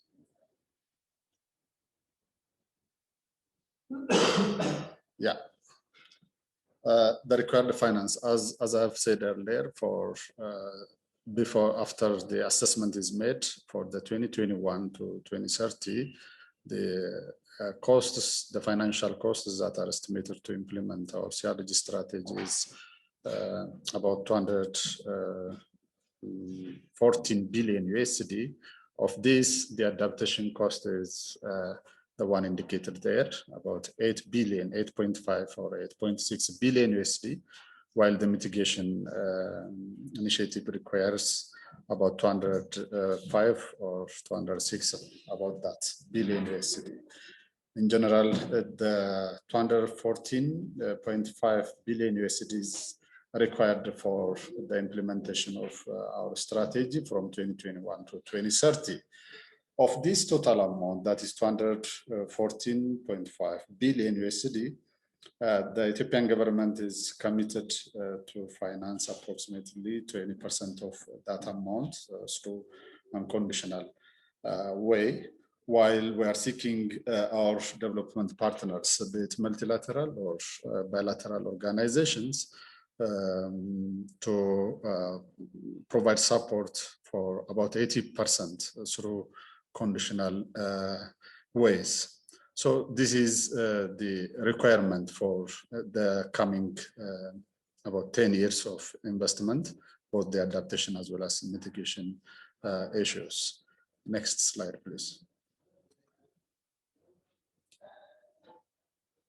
Yeah, with respect to implementing of our strategy, what are the enabling environments? What are the systems created in the government as well as the community or the population of the Ethiopia, as well as development partners and other key stakeholders? What are the enabling environments in the country? To begin with, from the Federal Democratic Republic of Ethiopia Constitution that indicates the sustainable development and living in good or clean environment are the aforementioned articles 43, 44, and 92. So this shows that the country's environmental issues and the climate change issues are also given priority under its constitution. The other one is the presence of the environment policy of the country. This environment policy was designed in 1997, so now it's under revision. So in this policy, there are also points that are raised for the enhancement of environmental protection and that also sustainable development. The others are the existence of policies, strategies, laws, proclamations, and that designed to support sustainable development. Moreover, specifically plans and programs are also designed in the country. To mention some of them, not all of them, some of them are like the NAPA, National Adaptation Program of Adaptation, 2007, the NAMA 2010, the PASDEP, ICPAC, now the CRG, or what we call it, the NDC, which was priorly designed in 2011 and launched in Durban. And now the NDC is now being under revision. The others are also the NAP strategy. Actually, from the very beginning, the CRG strategy was designed in 2011, but the adaptation components are to some extent missing. So in order to bridge the gap, the NAP strategy has been designed in 2017 and now being launched in 2019. Moreover, the middle plans like GTP2 and others also can be incorporated Recently, the 10 years development plan up to 2030 is also one of the enabling environments that could pave the way for the implementation of our strategy. The establishment of CRG facility is also one of the key for the mobilization and follow-up of the climate finances, as well as the technical issues related to this implementation. Yeah. What are the priorities, plans, and strategies designed in the country? Actually, as the previous speaker said, our main priority is adaptation and resilience building. As you know, Ethiopia is one of the LDC countries that needs huge investment on the resilience as well as adaptation. So in terms of the plans in relation to adaptation and resilience building, we do have designed NAP ETH, meaning National Adaptation Plan of Ethiopia, and other sectors CR strategies also there. The other one is, in this case, in the case of adaptation and resilience building, we have identified most vulnerable sectors. Which sector is more vulnerable, and hence implementation is required. So we have identified about 5 or 6 sectors that are most vulnerable to the impacts of climate change. In this regard, about 18 adaptation options have been identified for the implementation. Not only 18 adaptation options, but also the 5 strategic priorities also identified for this implementation of this adaptation and resilience building. Moreover, the NAP resource mobilization strategy is also there for realization of requirements, specific requirements for the implementation of adaptation and resilience building in the country. Next slide, please. With respect to mitigation and the green economy part or component, the G strategy, green economy strategy, is also included under the CRG strategy. In this case, we have identified 6 sectors that need to be, that is considered to be, to have high carbon abatement potential: agriculture, forest, transport, energy, and etc. In this regard, 4 strategic pillars have been identified. The 4 strategic pillars are also included here. What needs to be done? Summarize? Yeah, I'm also, yeah, okay. Yeah, identification of mitigation initiatives and etc. also have also the plans and strategy. Next slide, please. What are the challenges in securing climate finance in the country? We have identified the capacity limitation to access this, the bilateral as well as multilateral development partners, and there is also a gap in terms of technical as well as dynamics of templates, as mentioned earlier. The other one is expanding gap between financial demand and supply. As you know, we are one of the most vulnerable countries in terms of climate change. So we need a huge amount of investments in this regard, but the supply is that much not as much increasing or progressing. The other one is lengthy procedures and requirements, as already presented by the GCF representative. There is lengthy and complex procedures in accessing climate finance, like GCF. It takes 2 or 3 or 4 years. So what? Next, looking forward, is strengthening cooperation with development partners. The other one is working modalities with sectors and engagement with international climate funds and private sectors also. They are above all strengthening implementation capacity at national as well as subnational level is taking priority in the coming years. Thank you very much. Thank you very much, Mr. Gezi, for that precise presentation. I think you have ably highlighted the ongoing initiatives, but we didn't get much in terms of how have you been able to mobilize resources to meet the targets. But I think that will come as we go to the question and answer session. Now, in the interest of time, I want to invite the presenter from Sudan.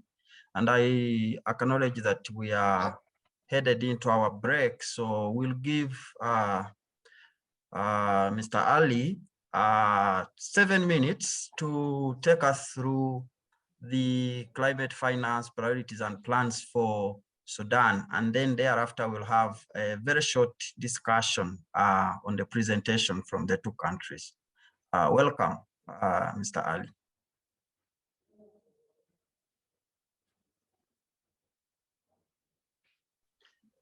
Ali, if you are there, kindly unmute your microphone. Your slides are being shared by Dr. Mondi.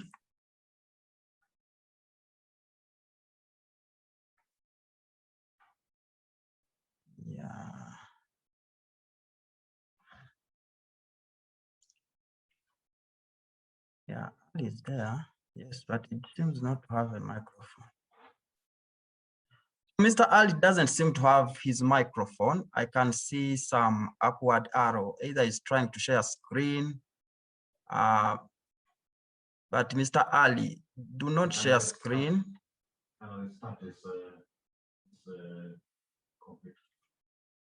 No. So if anybody has a burning question for Ethiopia, as Mr. Ali prepares himself, please raise your hand or put the question in the chat. So it seems we can't hear Mr. Ali. So Mr. Ali, if you can hear us, the suggestion is you may need to restart your gadget, laptop, or whichever you are using, or you can rejoin Zoom, but I think the restarting your gadget might work better. So any questions for Ethiopia in terms of the ambitious plans they have? We can see the financial requirement for climate action for Ethiopia is actually enormous. I think we need to try and see how the region and other countries can learn from Ethiopia, can work with Ethiopia to see that at least the implementation of the strategies and plans for adaptation mitigation are realized. So are there any questions? I can see.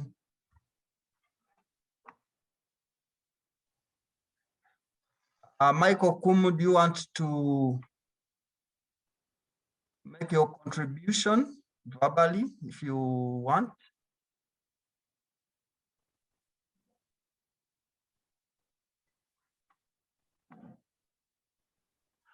So we will get time for, hello.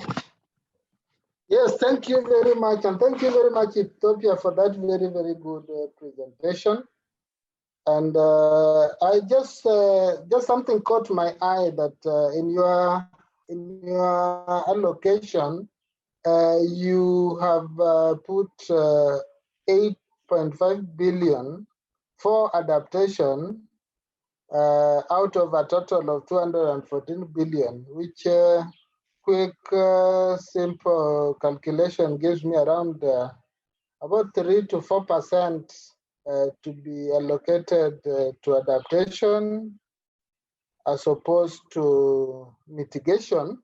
Yet we know Ethiopia is a developing country. So I was wondering why the much emphasis over mitigation as opposed to adaptation, just comparing the two. Thank you. It was just a quick comparison.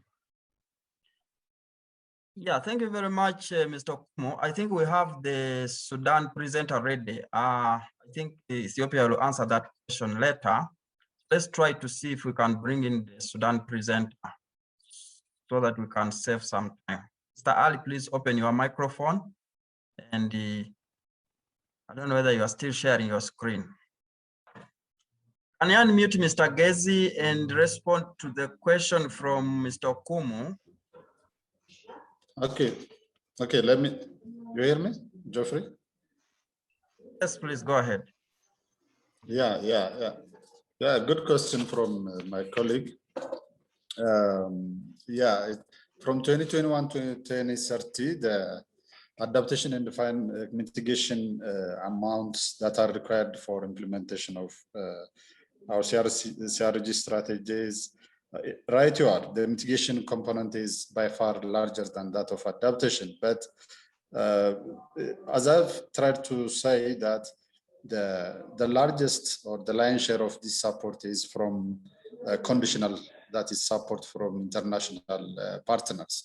As you know, the international partners or international climate finance mainly focusing on the mitigation aspects rather than the adaptation. However, it doesn't mean that our country is neglecting or ignoring or providing only 3% of this support, but it doesn't mean that. Rather, the largest percentage is from conditional support, about 80%. Moreover, as you know, the mitigation issues are related with more of technologies, and that of requires huge investment. In this regard, the cost of technologies for the reduction of greenhouse gases, as well as other mitigation components, require the largest percentage. But in the country-wise, as he stated earlier, it's LDC. We are LDC, and we are giving focus for the adaptation. But unconditionally, we are supposed to provide 20%. So the largest percentage is from the conditional support. That's why we proposed to have this finance from conditional support. That is. Thank you.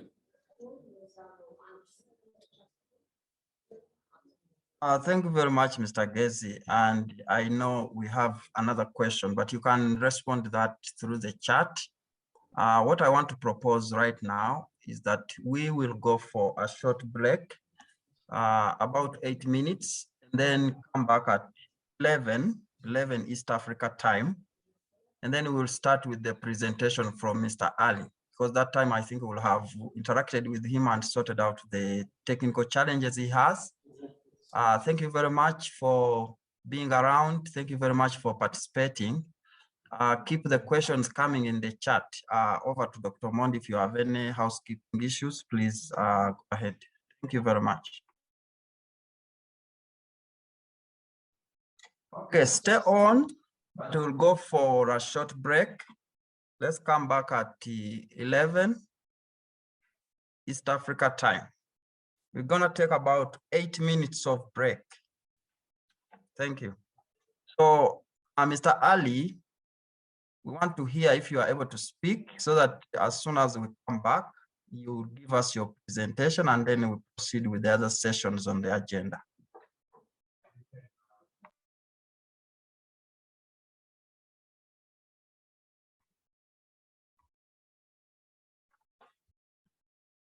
And just tell us that this presentation is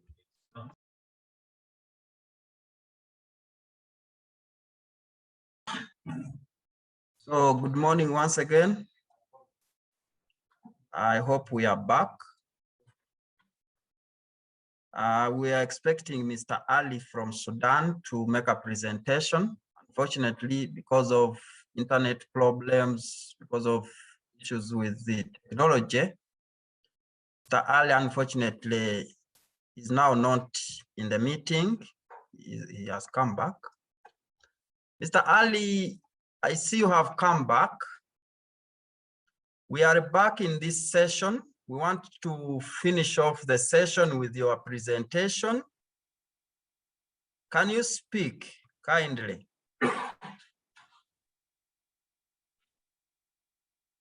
Yeah, because we can't hear you. And we also want to ask if there is any representative from any other country apart from Ethiopia, Kenya, and Sudan, who might want to make any comments, who might want to present.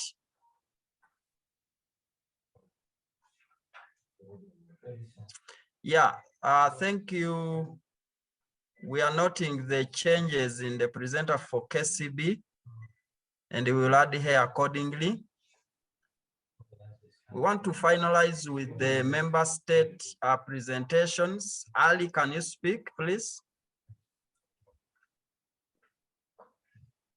Yeah, we will continue following up with Ali. We have his slides, and I think if he gives us permission, definitely we will share with you so that we can also see the perspectives, the actions for Sudan.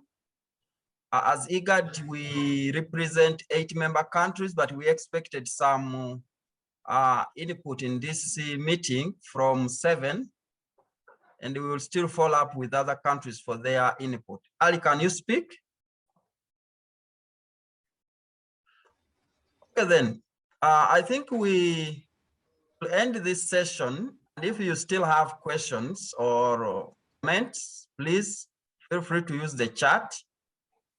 I want to hand over to my colleague, Mr. Dennis Kibuka, to handle the next session. Mr. Kibuka, please take the floor.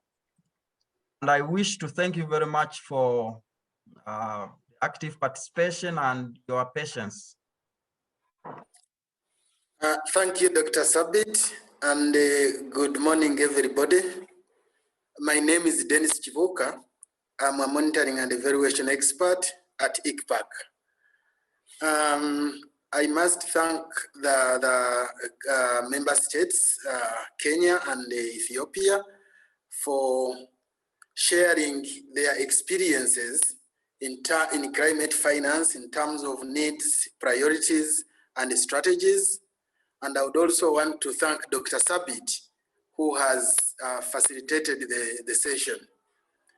As we are going to, I'm going to moderate the second session, which is looking at the regional climate finance needs and the priorities, and as well as strategies.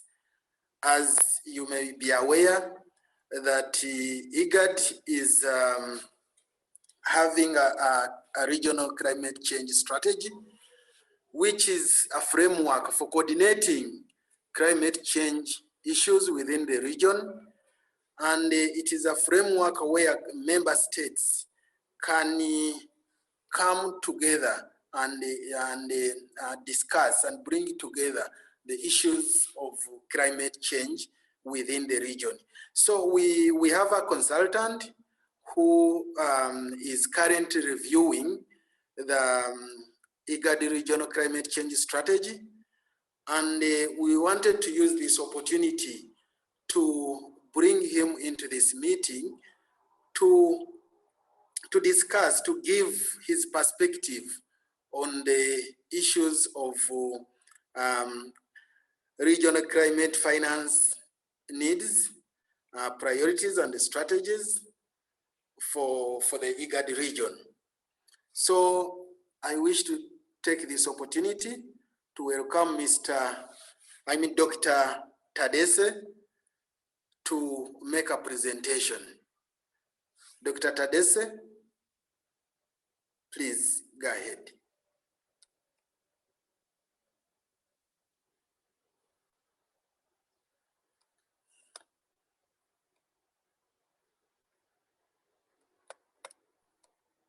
Yeah, Dennis, I think Dr. Tadesse is not, I think he is not in this meeting anymore, but we will try to get to him. Okay. And see. Okay, now if Dr. Tadesse is not in the meeting at the moment, I think we can have some changes in order for us to be in time. I would, now request Dr. Mondi to come on board and make a presentation on the status of IGAD accreditation process to the Green Climate Fund. You remember we had a presentation where we had a lot about Green Climate Fund. So now Dr. Mondi is going to take us through the processes that IGAD or ICPAC has taken and how far ICPAC has gone in terms of the accreditation process. Dr. Mondi, you have the floor. Thank you very much, Dennis, for the opportunity to do the presentation. I want to say that the Recover project as one major deliverable that ICPAC apply and get accredited with the Green Climate Fund. That is one of the deliverables. So we have been, the project is almost 1 year old, and I just want to take the opportunity to take the audience or the participants through the process that we have gone through in the last couple of months. And from my slide, we normally take opportunity to show our headquarters or ICPAC offices, which is the first slide. We are in a very green place, as you can see, and it is true that we are praying that we can make IGAD region be green. So in my outline, I would not just present where we are in terms of accreditation, but I just want to take the opportunity because it's a learning experience, and we have people who may not even know what we are doing or may not be very much conversant with what we are doing. So I'll take the opportunity to maybe talk about IGAD member states, the protocol establishing ICPAC, and also show the audience where the climate change program is sitting in the ICPAC organogram. Then show a few of the products that we are able to do as services. And then I'll wind up by giving the issue on the climate, Green Climate Fund. So just for those who may not know, that is the 8 member countries that are in IGAD. We have a protocol that is establishing ICPAC, and in this protocol we have member states pending their signatures that ICPAC is going to be a regional institution in charge of climate services and to help the region get resilient, because we all know that climate hazards is really ravaging the region. So we have an MOU, or rather an understanding of working together with member states, and that is how ICPAC was established. In terms of ranking, or in terms of position of climate change is a program, you can see the yellow marks. We have a climate change taking the second level, like prediction that we do in GACOF, data management, disaster. So climate is one, climate change is one of the program.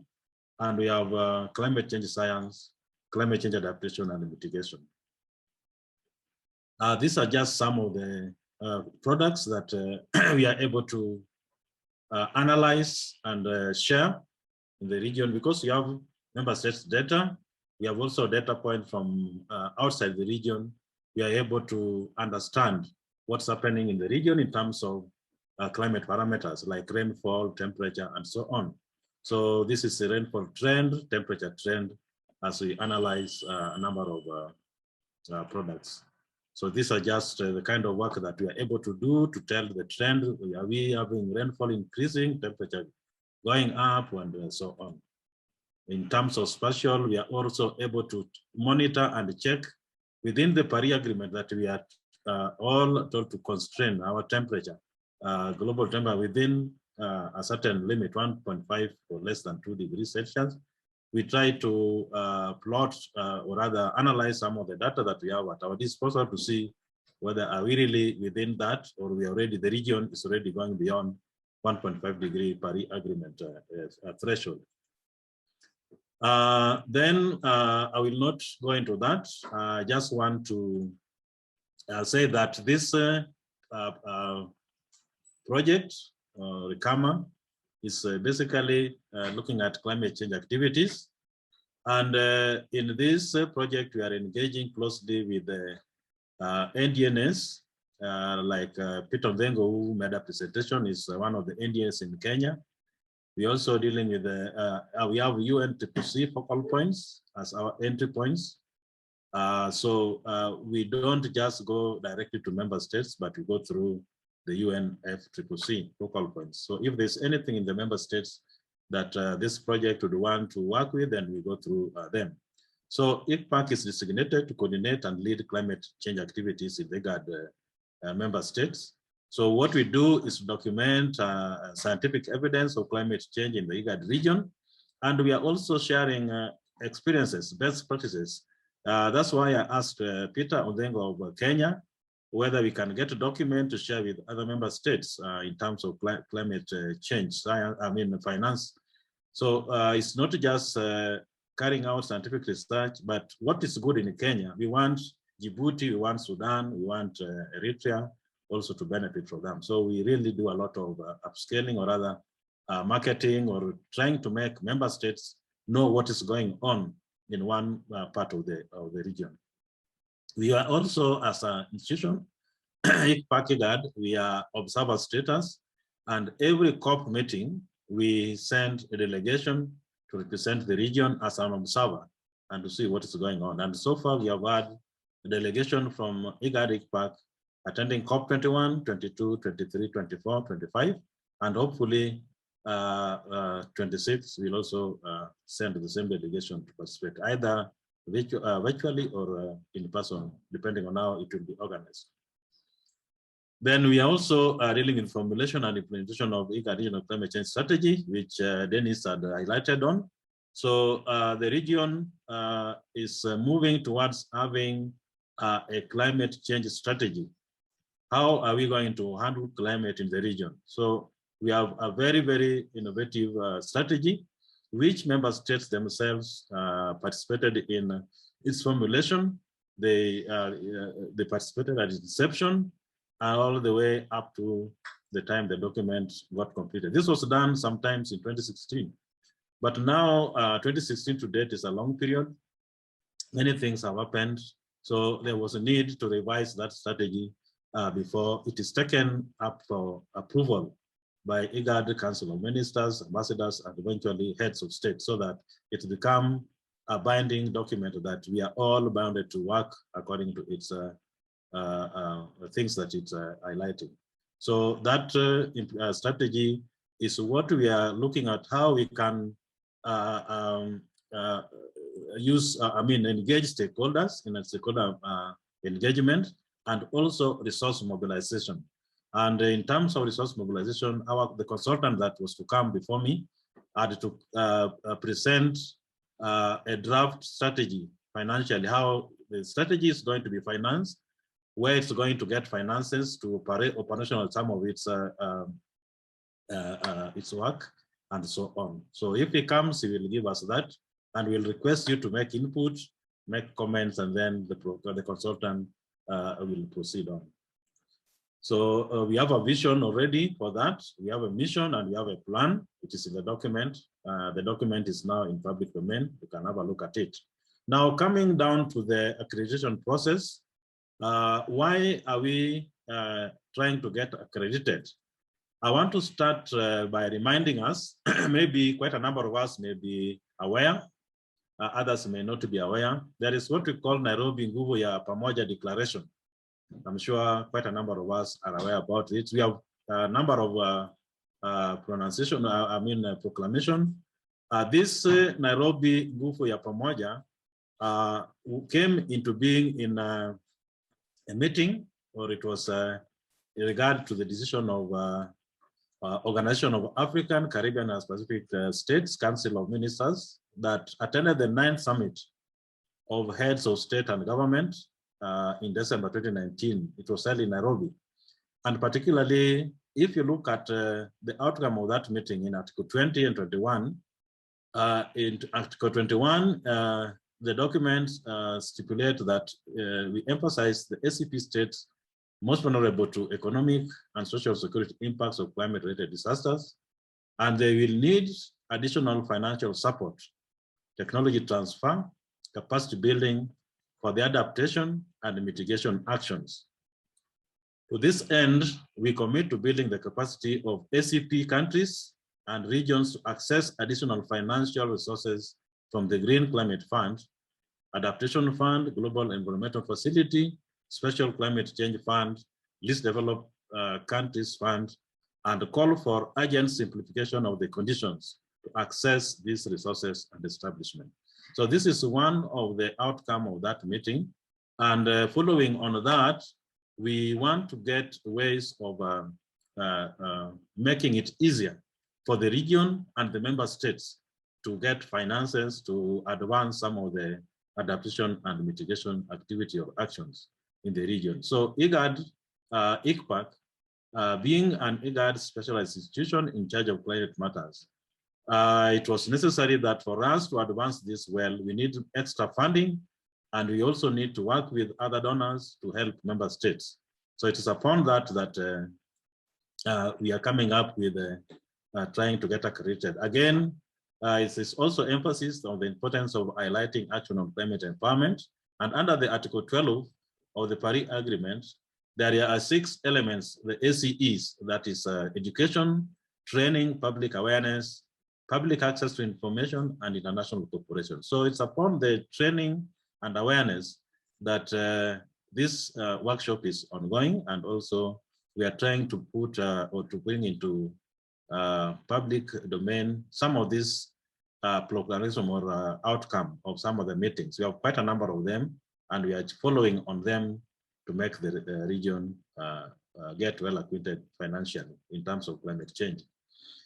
So the reason for getting accredited, one, the main objective is to support the accreditation process of IGAD ICPAC as a regional implementing entity for the Green Climate Fund for financial sustainability of climate change activities in the IGAD region. So as I've said, to do these activities well, we need to be empowered financially, technically, and through other means. So that's why this project is key to deliver this noble task of making ICPAC, IGAD get accredited. Specifically, we are really envisioning to jointly develop IGAD member states climate change mitigation and adaptation project proposals to be funded by GCF and other sources.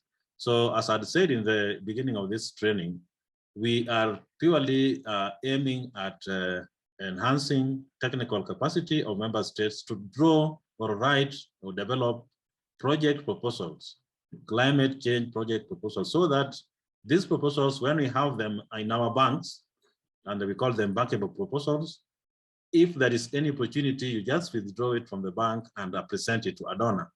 So this is one very important thing, so that we can see the region getting enhanced in getting finances. Then we also struggling to build technical capacity of IGAD member states on how to develop climate change adaptation and mitigation project proposals. Hopefully, at the end of this, we will have quite a number of them that are ready for funding. And then finally, to identify constraints in accessing and using climate finance by member states and provide technical support to line ministries and other institutions. You will note that at the end of this, towards the end of this training or awareness creation, we will be discussing some of the constraints, some of the ways that we can move forward. And since we started this meeting, already we have seen quite a number of recommendations, things that we can do differently so that we enhance our rate at which we get climate finances. So we've this is a snapshot or just a one-page document that is showing the process for getting direct access with the Green Climate Fund. There are about 3 stages that one is expected to go through in order to be accredited. So the first, the stage number 1 is a no objection and readiness stage. The stage number 2 is accreditation review and a decision. Then the third and final stage is final validation and arrangements. So in stage number 1, in a no objection and readiness stage, an institution that is envisioning getting accredited must do a self-evaluation. You have to do a self-evaluation to find out whether you're really qualified to be accredited by the GCF. So there are, if you go to GCF webpage, there are forms, or there is an online form that you can just fill, you fill on according to your institution, financial status, fiduciary measures, and all those. And at the end of the form, you'll be able to see how you are rated, whether you really qualify. And when you find that you are, then you move ahead and start the process. So we did that. and ICPAC highly qualifies to be accredited. So the self-assessment tool that we use gave us the green bill of health that we can move on with an assessment. So next stage was to obtain nomination letter from NGNS. As we are talking now, I want to say that the member states have been very, very cooperative in this. And out of the 7 member states that we have approached, we have half of them giving us letters. These letters are supposed to show that we are really going to be accredited and for the benefit of the member states. You heard Peter saying that GCF deals mainly with the member states, and if you want to obtain funds on their behalf, they must give you a go-ahead to do that. So we engage quite a number of, we engage member states, and half of them have given us. We are still working towards getting all of them giving us the nomination. Then the next is the request. So you can see this arrow here. This is showing where we are. We are really still far from the end. We are just in the step of requesting for access to online accreditation system. So we have compiled documents that are required. We have sent them to the GCF headquarters or regional office so that they go through this, they look at what we have and give us what we call an online accreditation system. If you're given online, then we'll start the process. We'll be sending our documents for review. So as we are talking now, we are just at this level. So we hope that in the next few weeks, we'll start moving because we are in communication with them. They are almost getting through. And once that is done, we will upload the documents. Then we will pay accreditation fee. Then with that, they will now start official assessment of our documents. From there on, we'll move to stage 2. We'll go to stage 3. And hopefully, we believe that in the next few years, ICPAC will get accreditation with the GCF. And if this is done, then I think we'll be in a better position to help member states in terms of technical, financial capacity to work on areas around climate change.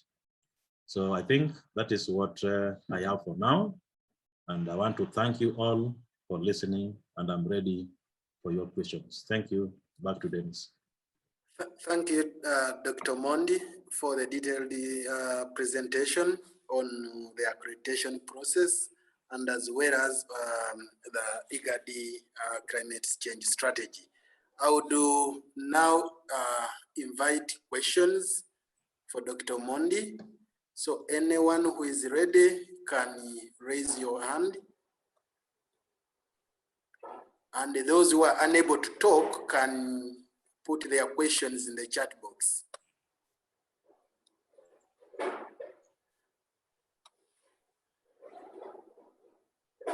Any question to Dr. Mondi?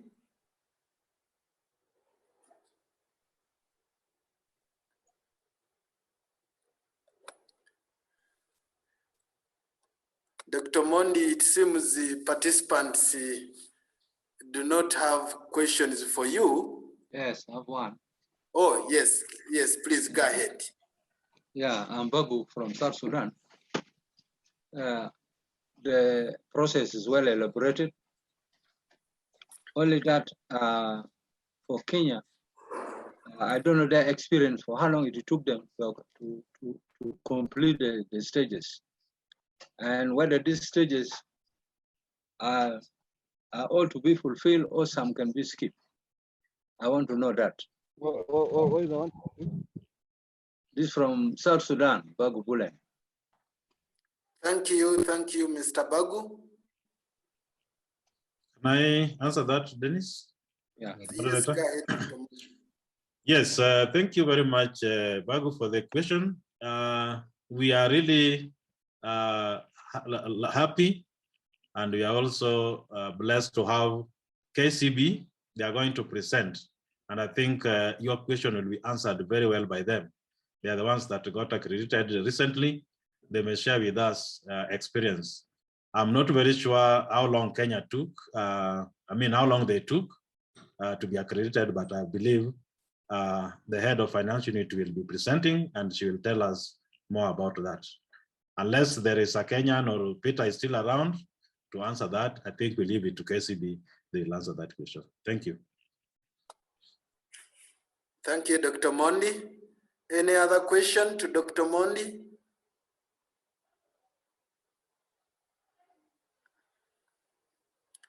Any other question? Yes, if there is no question, I think we can move to another session. Maybe is Dr. Tades back?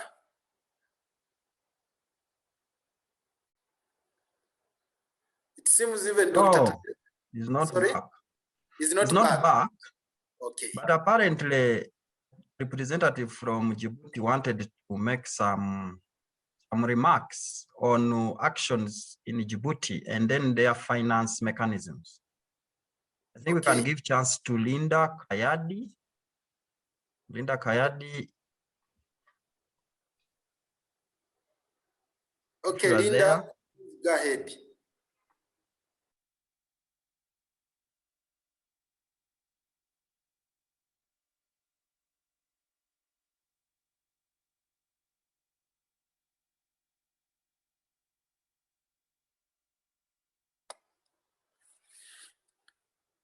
Linda?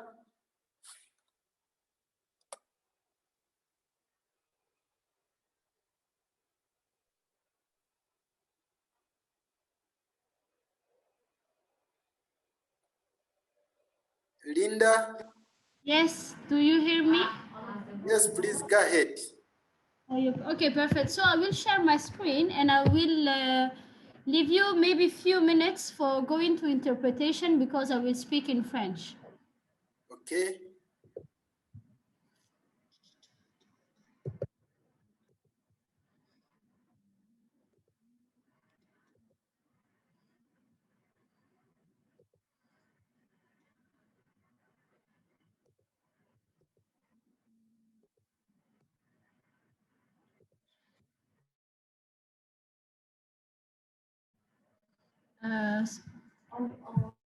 C'est bon? Vous voyez mon écran? Yes, Linda. Est-ce que vous voyez mon écran? So you see my screen?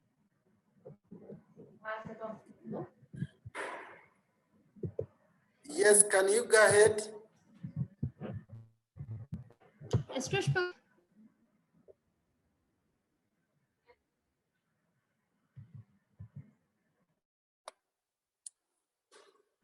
Donc, je vais mon écran. J'ai déjà partagé Geoffrey et Philippe. Donc, je vais dire quelques mots. Je pense que j'ai 7 minutes pour présenter les priorités du pays, les stratégies que Djibouti. Pardon?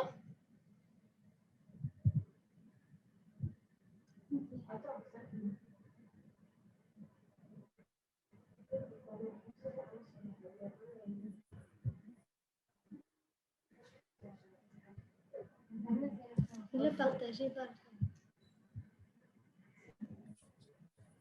Is there any problem, Dennis? Yes, we can hear you. Go ahead. Can I? You can go ahead. We can hear you now. Okay. Donc, par rapport aux actions que Djibouti a préconisées dans la contribution déterminée nationale en termes d'atténuation, Djibouti a 40% de baisse des émissions de gaz à effet de serre, avec une supplémentation de 20% en cas de scénario conditionnel. Donc, les besoins financiers de Djibouti en termes d'atténuation des changements climatiques sont estimés à les actions que Djibouti a prises, du coup, non, toujours pas. Dennis, is it any You can't problem? hear Do you Linda hear me properly? well? Linda, we can't hear you. Sorry? Linda?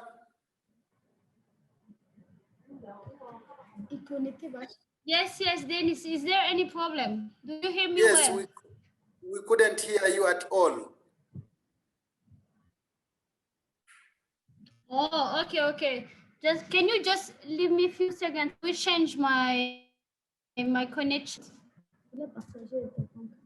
Okay. Go ahead and change your connections.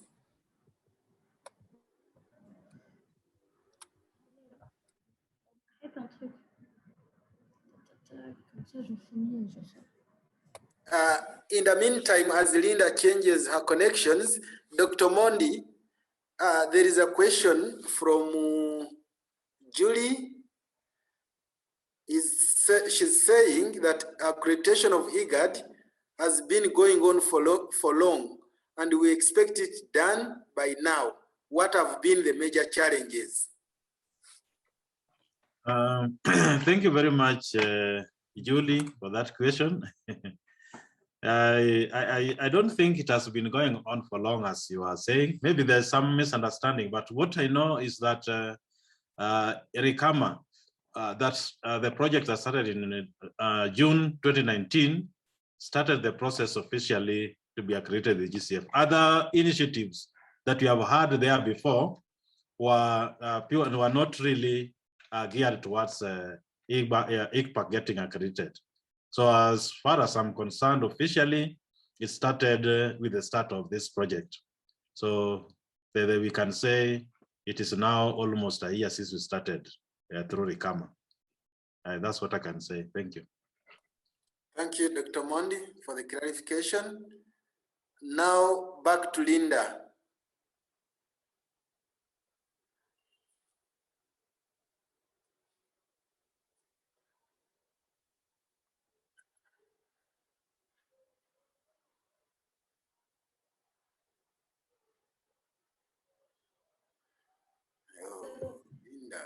Linda, can we get you?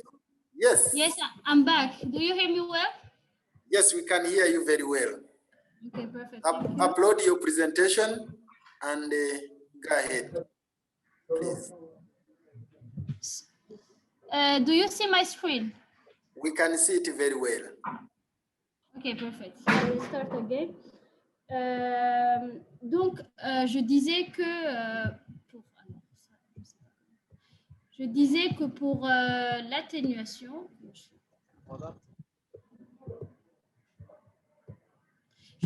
pour le volet atténuation, Djibouti avait développé dans sa contribution déterminée nationale des objectifs de réduction de ses émissions de gaz à effet de serre de près de 40%.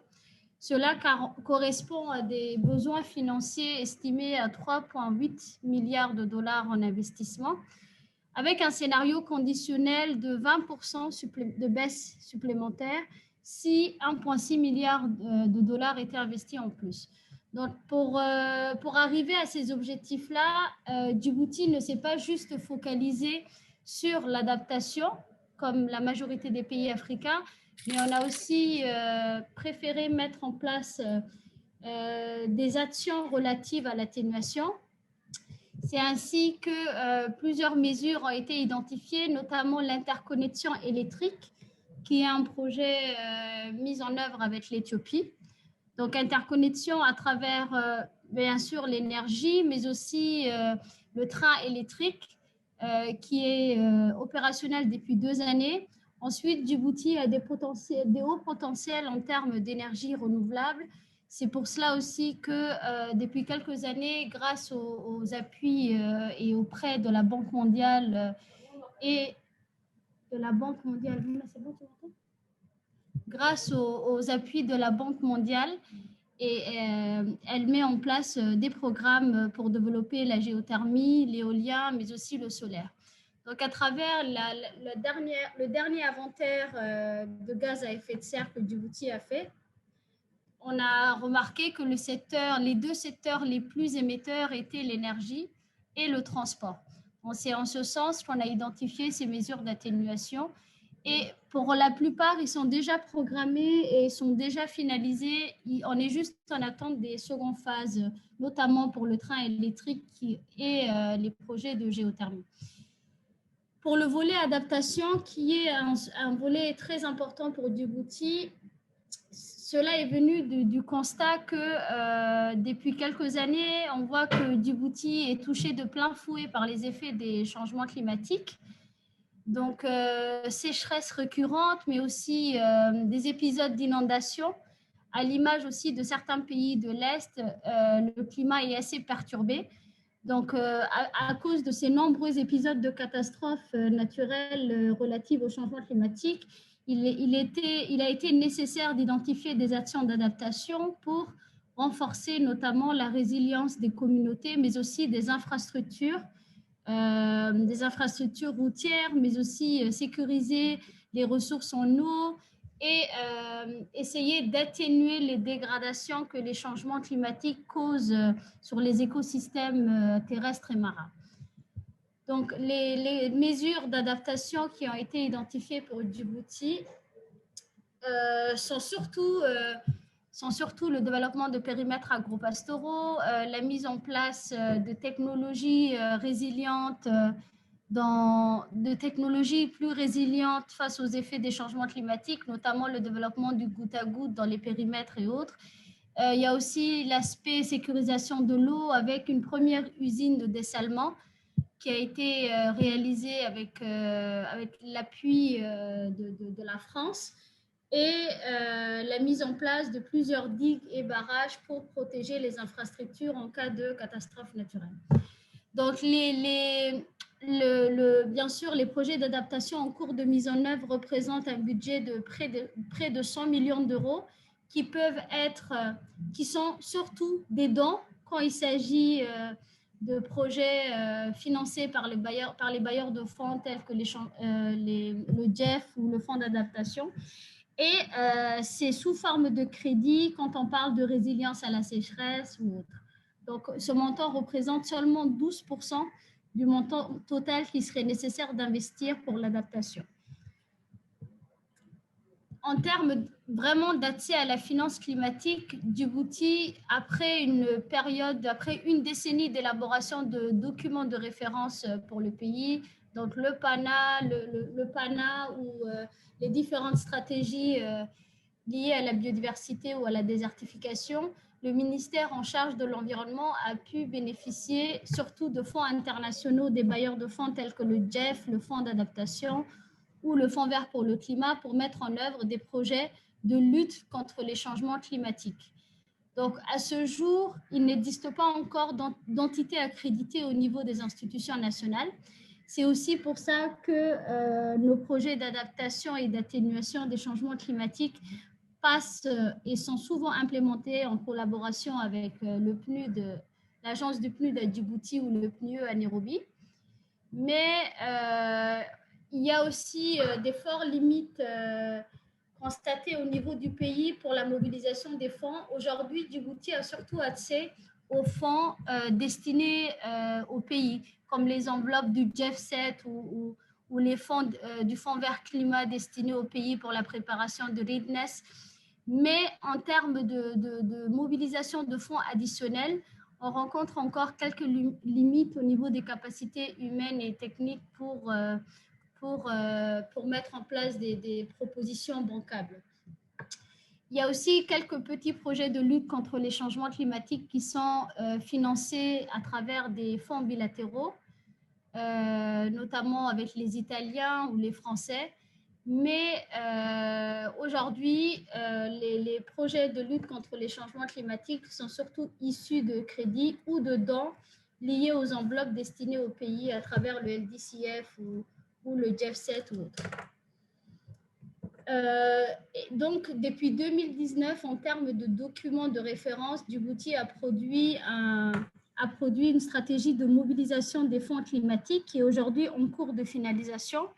Donc, c'est avec le support technique du PNUD qu'on a pu réaliser cette stratégie qui va aujourd'hui permettre au pays d'identifier les faiblesses, mais aussi de se doter des outils nécessaires pour mobiliser au mieux des fonds des fonds pour l'action climatique au niveau du pays.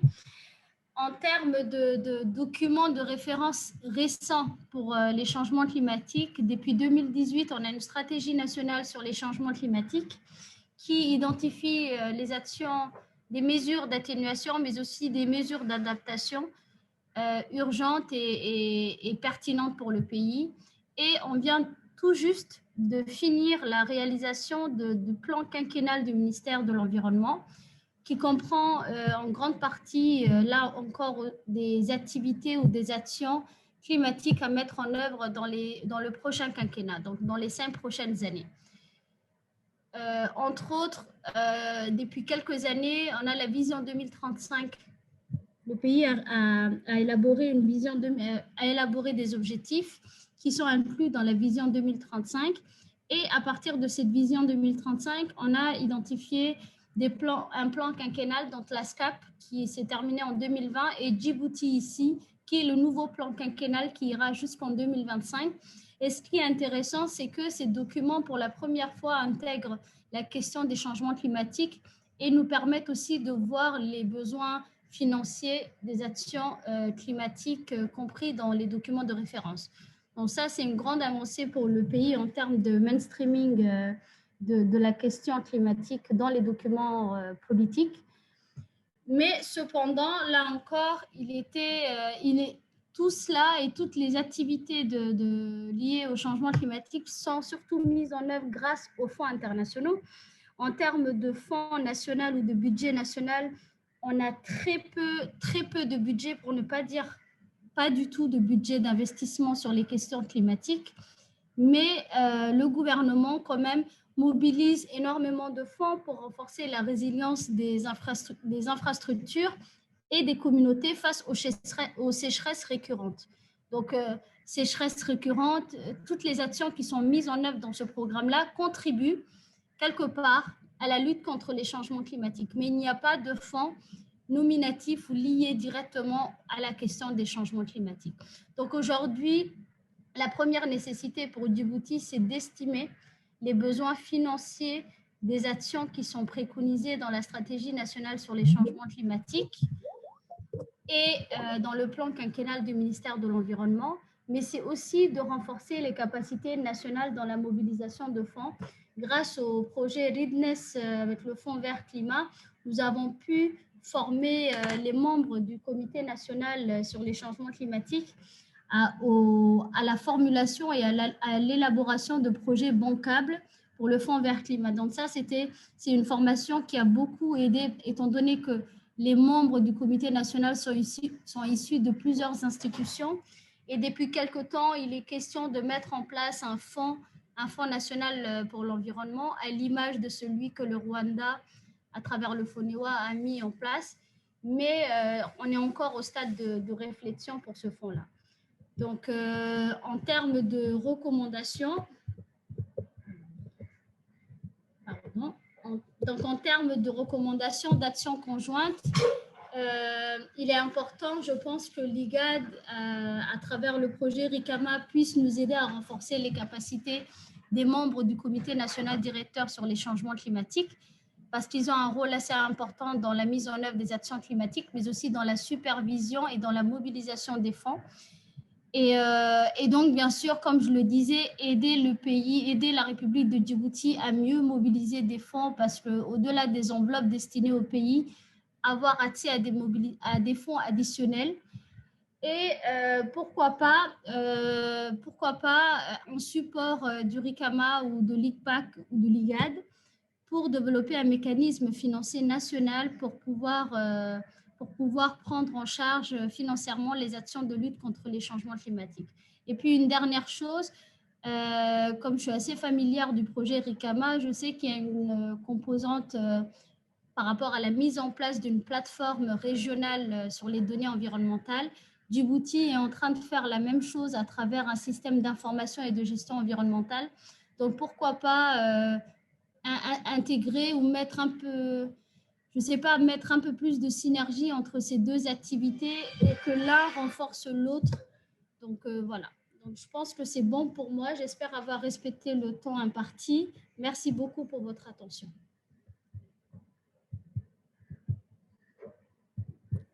Thank you very much, Linda, for the presentation, and thank you for the key highlights you've made in terms of Republic of Djibouti accessing climate finance. You've mentioned that you do not have a national entity which is accredited. That's why you work so closely with the UNDP. You've also said that there is little effort in terms of resource mobilization, and they would request that IGAD comes in to support the processes of Djibouti in terms of mobilizing for additional finance for climate change. And then also you said that you have a strategy for mobilization of climate finance, which was developed with the support from UNDP, and also the 30-year plan for the Ministry of Environment, including the Vision 2030, which integrates climate change issues. So thank you very much, Linda. If there is any question or any clarification that you would want, Linda, please go ahead.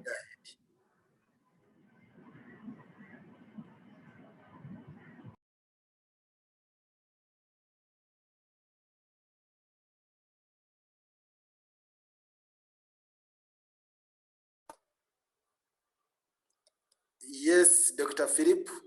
Just a quick clarification, Mr. Chairman. Yes. If Linda said that Djibouti does not have any national accredited institution, we thought one of the institution ministry, environment, is accredited. Is that not true? Oh, maybe Linda can clarify. Linda? Yes, can you just repeat, Philip, please?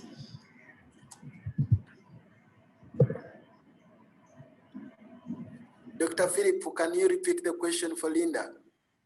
The question was just to get it clarified. If it is really true that Djibouti does not have any national accredited entity to GCF, we thought the Ministry of Environment is accredited. No, thank you, Philip, for the question. No, the Ministry of Environment is not. Maybe it is NDNA. We are only focal point of GCF and Green Climate Fund, but we are not accredited. We can't hear Linda because she's talking while on mute. Oh, Linda. Hello? Yes, do you hear me? Yes, I can hear you. Okay, perfect. Thank you, Philip, for the question. I was saying the Ministry of Environment is not accredited. We are only focal point for GEF and GCF, but we go through the UNDP or the UNEP for apply or for project or program. So we are not accredited, and we don't have in Djibouti. We don't have any national institution which is accredited for Green Climate Fund or GEF. Thank you, Linda. Dr. Philip, I think you've got the clarification. Yes, Mohammed Abdallah, please go ahead.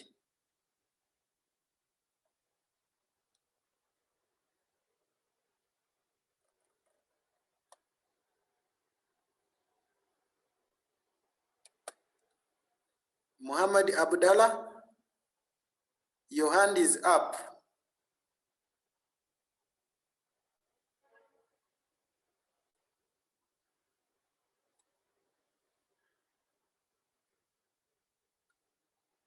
We can't get Muhammad Abdallah. Any other question? If there is no question, then we can move to another session on sources of climate finance, which is going to be moderated by Dr. Mondi. So, Dr. Mondi, you are welcome to take us into the next session. Thank you very much, Dennis, for that good moderation. And I want to thank the presenters during that presentation as well. We are moving to the next session, session 3. We want now to understand sources of climate finance, more or less the same as what Joseph did, but now is going to go more into details on finance, bilateral, multilateral, regional adaptation and mitigation from both public and private sectors. And we will have, after that, we want a case study of a private sector tapping into being accredited. And as you are told and we are aware, the Kenya Commercial Bank recently got accreditation. And because of that, we would want to get experience from the KCB, how they got it and how private sector is engaging other institutions in climate action. And we'll have Judith Sidi, the head of finance, also giving out that presentation. So at this point in time, I want to welcome the presenter, Emily Masawa, who is a senior climate change advisor with the TMEA. I don't know what it is in full, but she will tell us just to take the floor and present. Welcome, Emily. Thank you very much, Dr. Mondi, and it's still morning. Good morning, everybody. Indeed, I'm Emily Masawa. That TMEA is Trademark East Africa. I think for the East Africans, they know this institution that is supporting the work on infrastructure development and trade, supporting trade in the region so as to help eradicate poverty. Supporting them on the work on the development of their climate change strategy through GCAP and Atkins. These are consultancy firms that formed a consortia to work with Trademark East Africa. But most of the participants here, we've worked closely. I'm a friend of ICPAC, having worked with you through Prepared and other activities. And my last station before this was in Sudan. I was sad not to hear from Sausan. Sausan is a lady, so when you invite her to make a presentation, please take note of that. Now, in my presentation, I'll go through the overview. Just what you expect to hear from me. Not too much really, because most of what I would have gone into has been talked about by Dr. Instifo. But I'll provide a little introduction, a little definition on climate finance. We look at the multilateral channels for climate finance. Again, this Dr. Instifo has gone through, but we have to be clear about the funding under the convention and the Paris Agreement.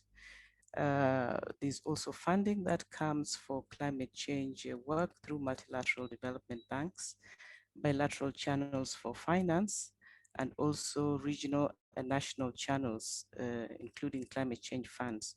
The national channels, we've had even quite a bit from the countries already. So really, my presentation looks like it will be trying to bring to some sort of a summary what we had from Instifo and what has come from the countries on their national climate funds. So already has presented, the global climate finance architecture is very complex and is still evolving. And of course, it's not possible that in this presentation, we can even capture half the story.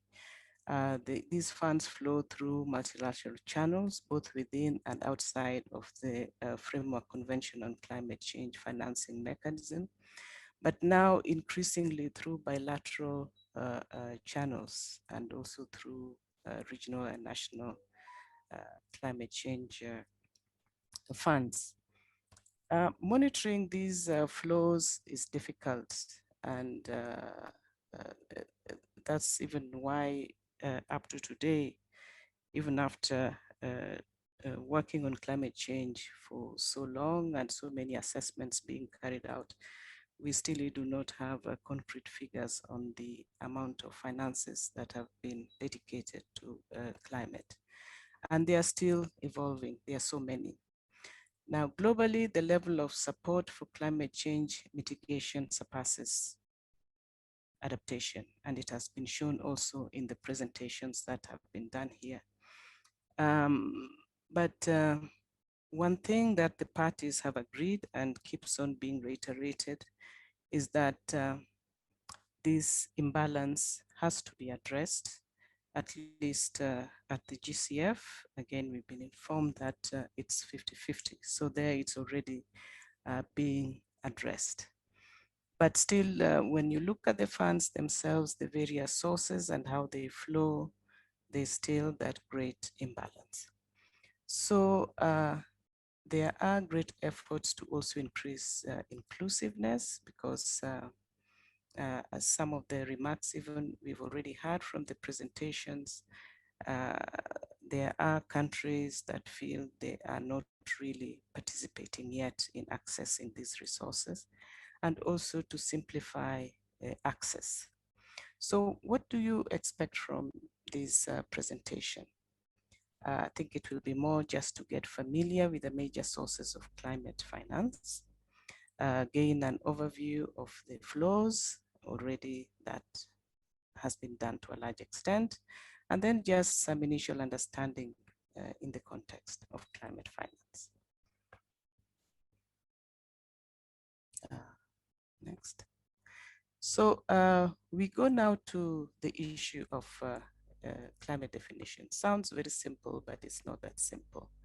And really, there's no internationally agreed definition of that term.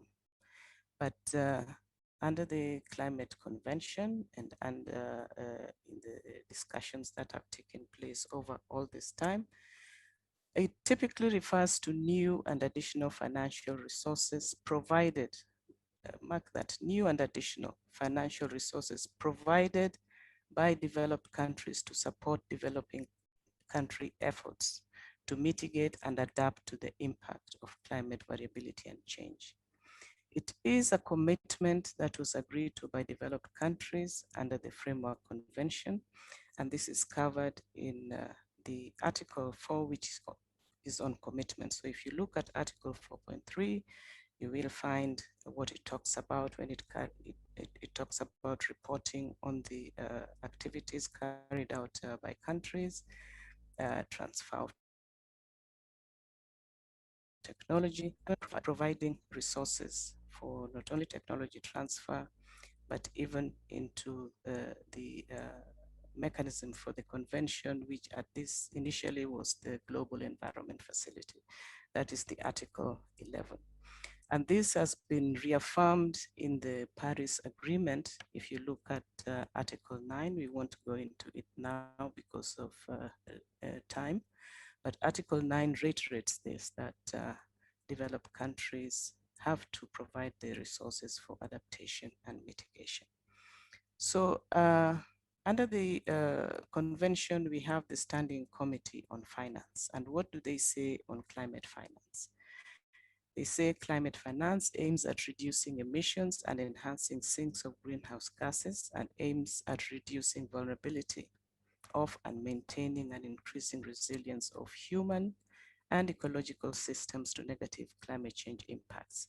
So that is the body, the authoritative body under the UNFCCC on climate finance saying so. So, and from this and even from other discussions, we can see what elements contribute to the term climate finance. This finance is for mitigation and adaptation activities. It comes from a variety of sources, from public, private, it's blended, it's from foundations, but we will see some of those sources where it comes from. And it is in different forms when it gets to the recipients. It comes in the form of grants, loans, equities, and guarantees. Again, this was covered by Dr. Instiful. And it is delivered through local, national, regional, and international channels. So the multilateral channels for climate finance. First, when we talk about this, again, this was covered very well by Dr. Instiful. The impacts of climate change. Now, the UNFCCC has the aim to prevent dangerous human interference with the climate system by stabilizing the greenhouse gas concentrations in the Earth's atmosphere. And for this, there has to be source availed to countries to be able to do this. So it has a number of funds and financial mechanisms to assist parties, members to the convention. And these include the Global Environment Facility, the Green Climate Fund, the Adaptation Fund, the Special Climate Change Fund, the Least Developed Countries Fund, and all these funding mechanisms also serve the Kyoto Protocol, where we have 3 markets-based instruments. This is the Kyoto Protocol. We have the Clean Development Mechanism. It's still there. Of course, it's right now activities seem to be a bit low because of trying to conclude the discussions under the Paris Agreement on market. You also have the joint implementation, which is mainly the mechanism for the more developed countries, and then the emission trading scheme. All these bring in financial resources to support work on climate change. Now we look at them individually. First is the the GEF, Global Environment Facility. This was established in 1991 and was initially solely the operating entity of the financial mechanism of the UNFCCC. So under the Climate Change Convention, for a long time, this was the only mechanism. But remember, the GEF also has other funding windows, including for international water resources management. It also is the mechanism for the Biodiversity Convention. So it was not exclusively for climate change, but that was the mechanism for the UNFCCC. And the GEF administers the Least Developed Countries Fund. It also administers the Special Climate Change Fund. All these fall under the guidance of the Conference of the Parties. Then under the Kyoto Protocol, we had the establishment of the Adaptation Fund, which is financed through 2% levy of the sale of emission credits from Clean Development Mechanism of the Kyoto Protocol. It also receives contributions from developed countries and has been operational since 2008, not 9, and is the institution that pioneered direct access modality.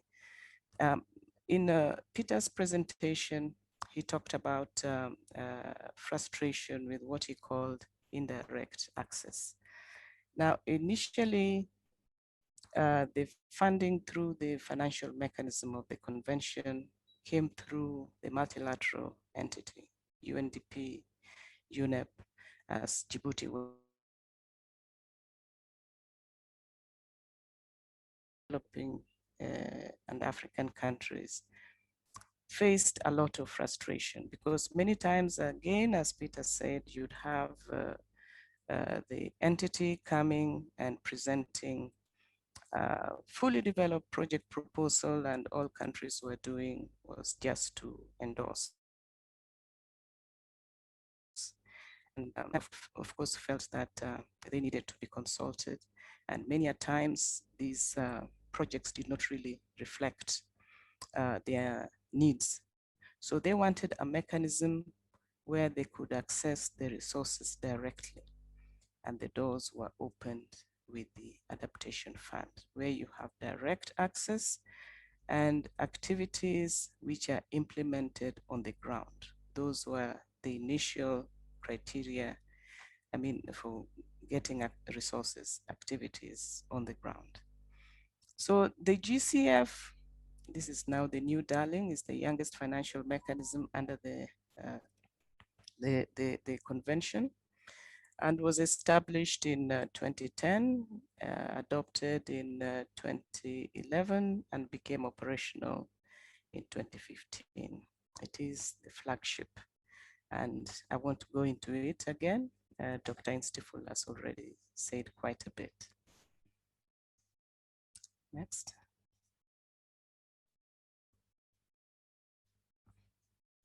So the parties, in their wisdom, thought they should have in place a mechanism to help coordinate all these mechanisms that were supporting the work of the convention. And so they established the Standing Committee on Finance, which has functions including improving coherence and coordination in the delivery of climate change financing, rationalizing of the financial mechanism of the UNFCCC, and of course now it's both also the GEF and the GCF, mobilization of financial resources for climate financing, and measurement, reporting, and verification of support provided to developing countries. The Standing Committee is also tasked to provide the Conference of the Parties with draft guidance for operating entities, provide expert input into the conduct of periodic reviews of the financial mechanism, and prepare a biannual assessment and overview of the climate financial flows. It is also designed to improve the linkages and to promote the coordination with climate finance related actors and initiatives within and outside of the convention. Now in 2015, when the Paris Agreement came into, was adopted, parties agreed that the Special Climate Fund should also serve the Paris Agreement. Now you see the figure for the funds that are directly under the Framework Convention on Climate Change, and now also supporting work under the Paris Agreement. So first you have the GEF Trust Fund. The GEF, again, the other frustration countries used to have was it was overwhelmingly mitigation focused. So it funds quite a bit of a mitigation portfolio, and listed, you have listed down there all the other activities, including funds, they can be accessed through the GEF accredited entities and agencies. And these include UNDP, World Bank, African Development Bank, and I think you know them all. We also have the Special Climate Change Fund, and through this, you can actually access adaptation funding. That's for developing country parties. Also, there is a number of our countries in the region also belong to the category of LDCs, and they can access the least developed countries fund. Then you also have the Green Climate Fund. We have the Adaptation Fund, and a portfolio that was becoming increasingly important, not only to us as a region, but I think developing countries, is the one coming under the market mechanisms. And here we had started with funds coming in through clean development mechanism activities. Of course, these are private sector and joint implementation. So these are the resources that fall directly under the UNFCCC and get guidance from the Conference of the Parties that meets yearly. And as I had said, the Adaptation Fund was the first to practice the innovative direct access modality that is now actually accepted and has now become the preferred implementation modality of recipient countries under not only the UNFCCC, but other funding mechanisms under multilateral financing. Next.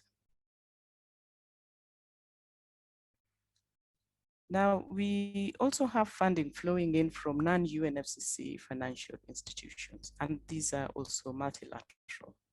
We have the climate investment funds that were established in 2008. They are administered by the World Bank, but operate in partnership with regional development banks, including the African development banks. Many of our countries have received resources through this. And under it, it includes the Clean Technology Fund and the Strategic Climate Fund.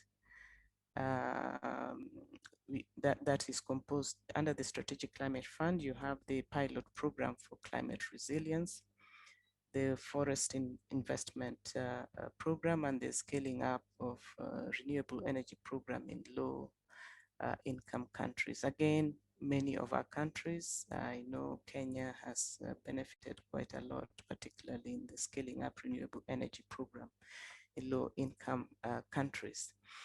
Then the banks themselves, you know, the African Development Bank, Asia Development Bank, the World Bank itself, the IDB of the Latin America, they all play an important role in delivering multilateral climate finance and have incorporated climate change consideration into their core lending operations.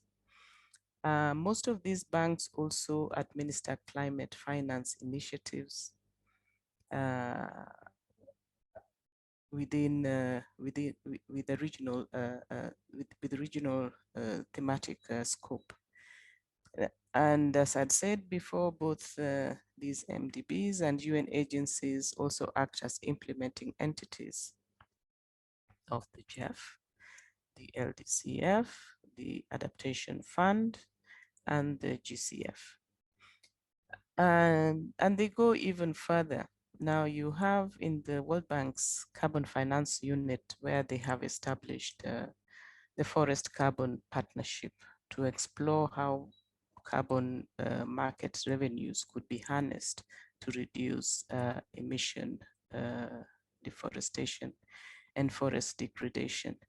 I'm sure yesterday, was it the day before, many of you actually saw that Gabon has received quite a bit of resources through this sort of mechanism, and it can only increase in scope. We also have the Biocarbon Fund under this under the World Bank.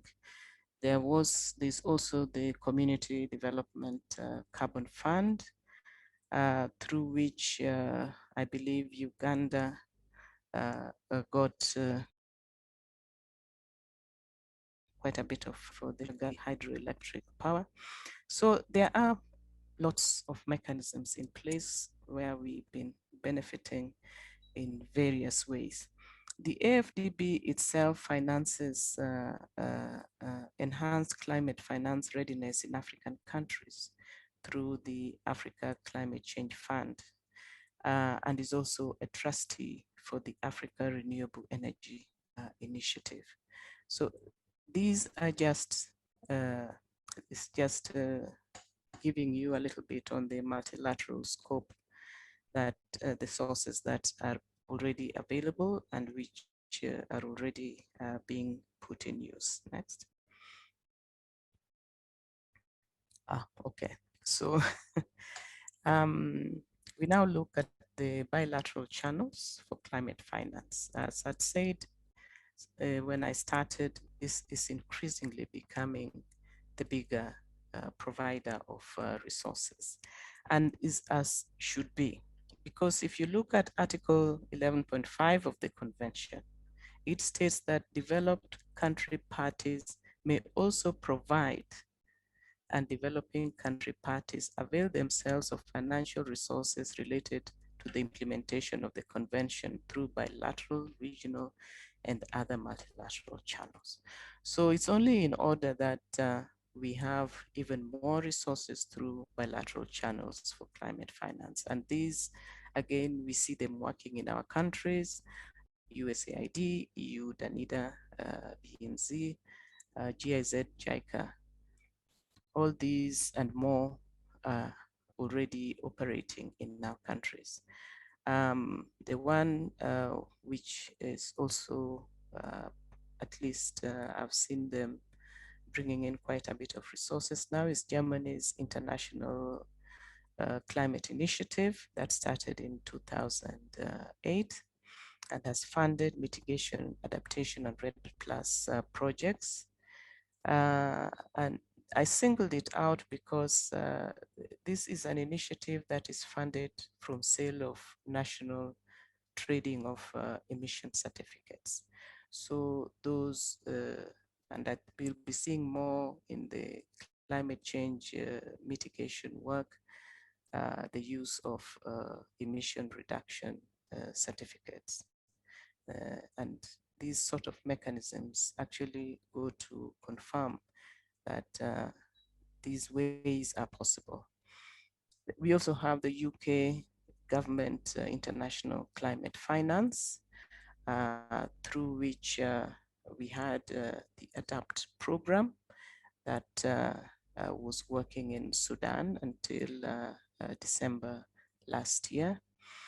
There's also the NAMA facility that supports nationally appropriate mitigation actions, as the name NAMA says, and is supported by Germany, Denmark, and the European Commission, including UK. There's the Global Climate Partnership Fund, the RED+. Masawa, can you wrap up, please?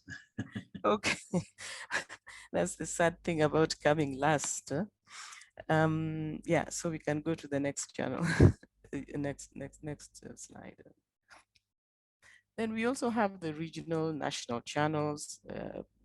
Just to mention a few, we include like a very big one is the Brazil's Amazon Fund. It has received a lot of funding from Norway.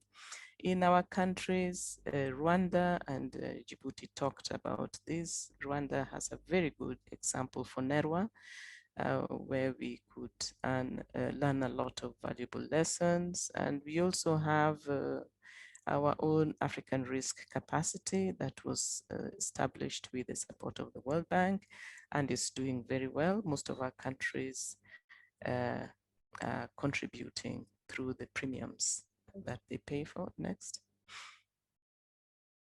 This was just to capture now the funds that we've talked about, the ones flowing in through domestic finance, international public finance, private sector finance. Next.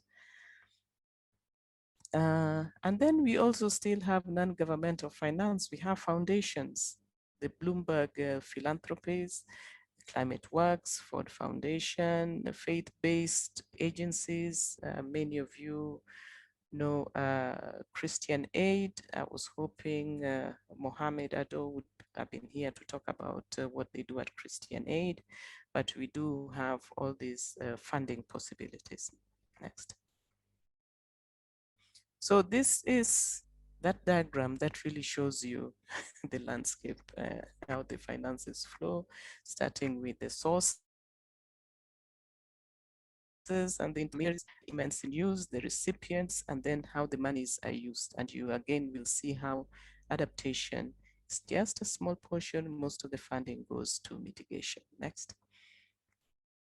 So here, just illustrating how the GCF is currently the largest climate fund and at the center of international debate on climate finance. But even as it is, don't forget that there are also other funds that potentially could also be having quite a bit of resources. Next. Then there is the US 100 billion per year. You know, this sticky thing, it has been there since 2009 in Copenhagen. That's where it was first mentioned. The agreement from a variety of sources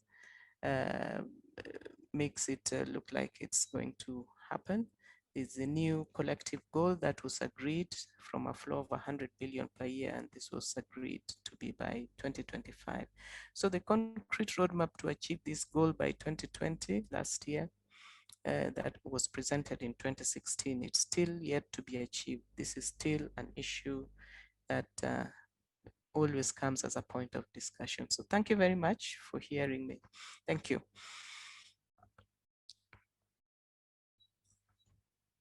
Thank you very much, Masawa, for that detailed and very informative presentation.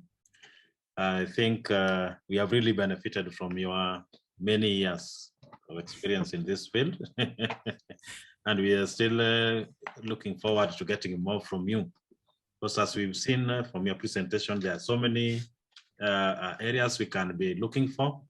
And we tend to concentrate only on GCF, and yet there are so many multilateral, bilateral, and so on. So thank you very much. We'll not entertain a question for now. We want the two presentations done, then we will get to discussion and question time together. So without wasting much time, I just want to bring on board the role of private sector in climate change financing.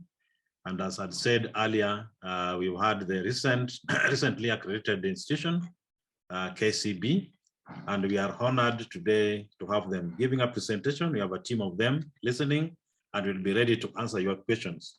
And leading the team is none other than the head of the finance unit, Madam Judith Sidi Odhiambo.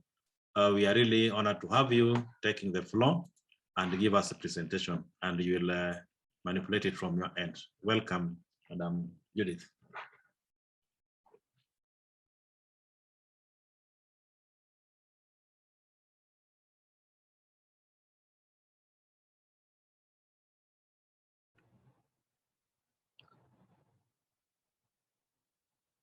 Good morning, good afternoon. I hope you can all hear me. Yes, we can hear you loud and clear. Welcome. Thank you. I'll share the screen again.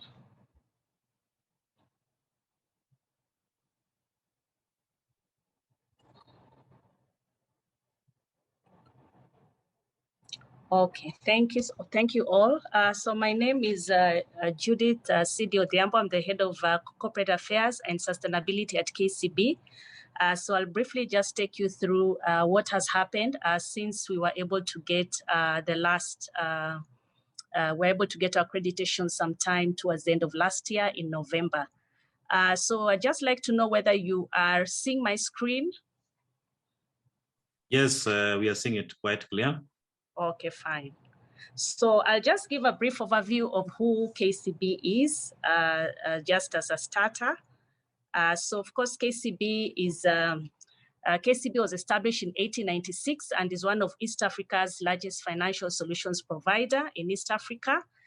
We are also based not just in Kenya. So Kenya is our headquarters. We have our headquarters in Nairobi. So Kenya is our main country where we operate, but we also have subsidiaries in Tanzania, South Sudan, Uganda, Rwanda, Burundi, and we also have a representative office in Ethiopia.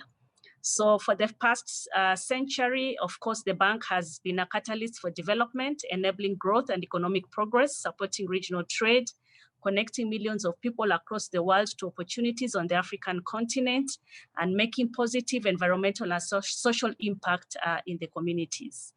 So in the year 2008, KCB embraced sustainability, and we mainstreamed it as a business imperative in our operations.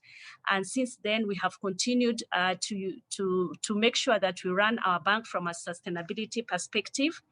and incorporating it also in our policies. And it's anchored on 4 pillars, that is financial, economic, social, and environmental, as part of our pillars in terms of how do we run a sustainable business.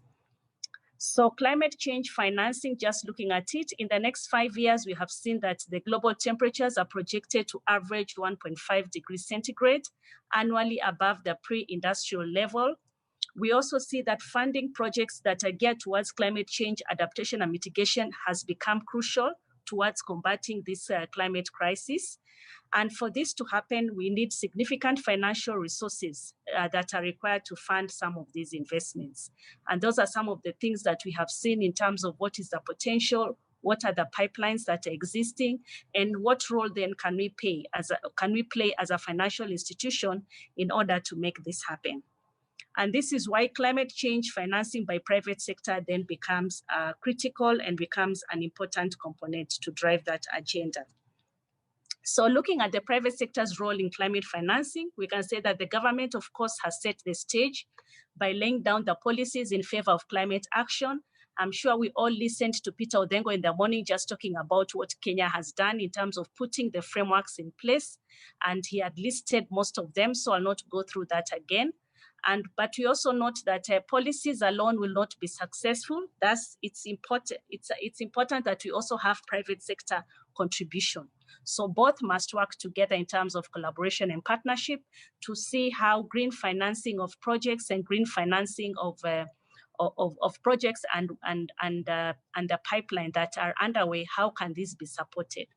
And then how do we transition from the current low carbon climate resilient to one that will require significant investments and innovation?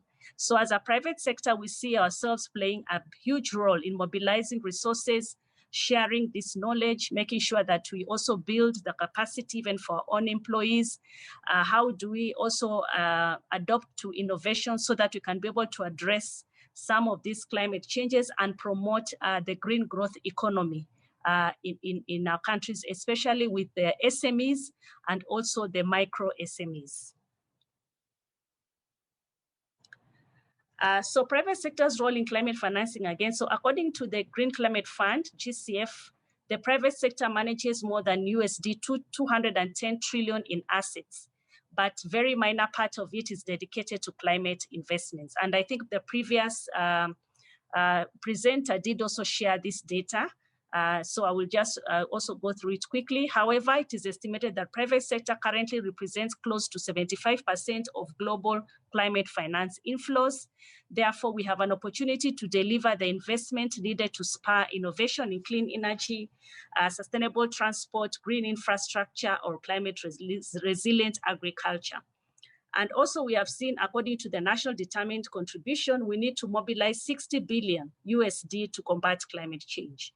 And 8 billion is what can be marshaled from local resources. Therefore, we see that there is a potential for us to be able to allocate our funding in ways that account for environmental and social risks and also support the sustainable solutions. So what role have we played as KCB, even as we look into the bigger picture of a partnership with the Green Climate Fund? So for KCB, as we went through this journey from 2008 until to date, what we did was adopt the Sustainable Development Goals and mainstream them into our operations. So what we have done basically is to look at SDG 13 and SDG 12 as main SDGs that will support more of this our climate resilience project. So what we have done is to align our business strategy, of course, as I said earlier, with our SDGs, and we've picked out 12 and 13, but we have adopted 9 SDGs that we work with, and we did this in 2018. And so this is supposed to enable us now to be able to work towards achievement of the Sustainable Development Goals, again, aligning closely to climate change mitigation and adaptation. And also we have ingrained our environmental and social governance practices in our operations. And we've also rolled out our annual reporting program on the same. And when you go through our sustainability report, you'll be able to see the detailed report on how we go around this. But part of this, because of that adaptation, then of course, we are also making sure that we monitor the progress so that you can be able to showcase to our stakeholders exactly what are we doing in this space. So aligning our strategy with sustainable financial practices. So one was to integrate best practices on sustainable finance. And I gave an example of adoption of SDGs. We are also net banking zero ambition through the UNEP Finance Institution. And also we are also aligned to the UN Global Compact principles, as well as the net zero ambitions. So we have also picked out the various agencies that we can work with and also get good, proper capacity building so that we can be able to move along with them, knowing that we are adopting best practice as we move along. Also, we have strategic partnerships to unlock green finance and green products. So as I'll take through that later. And then also we have a plan to increase our green lending target to 15% in the next 5 years. In terms of climate finance and capacity building. And then also to integrate environmental and social governance policies and practices to help us integrate it better into our systems and to make it part of our day-to-day operations as well as decision-making. So our commitment to best sustainable practices. So we are committed to best practices embedded, as I said earlier, with the UNEP 5 finance principles for responsible banking. We are working very well with them.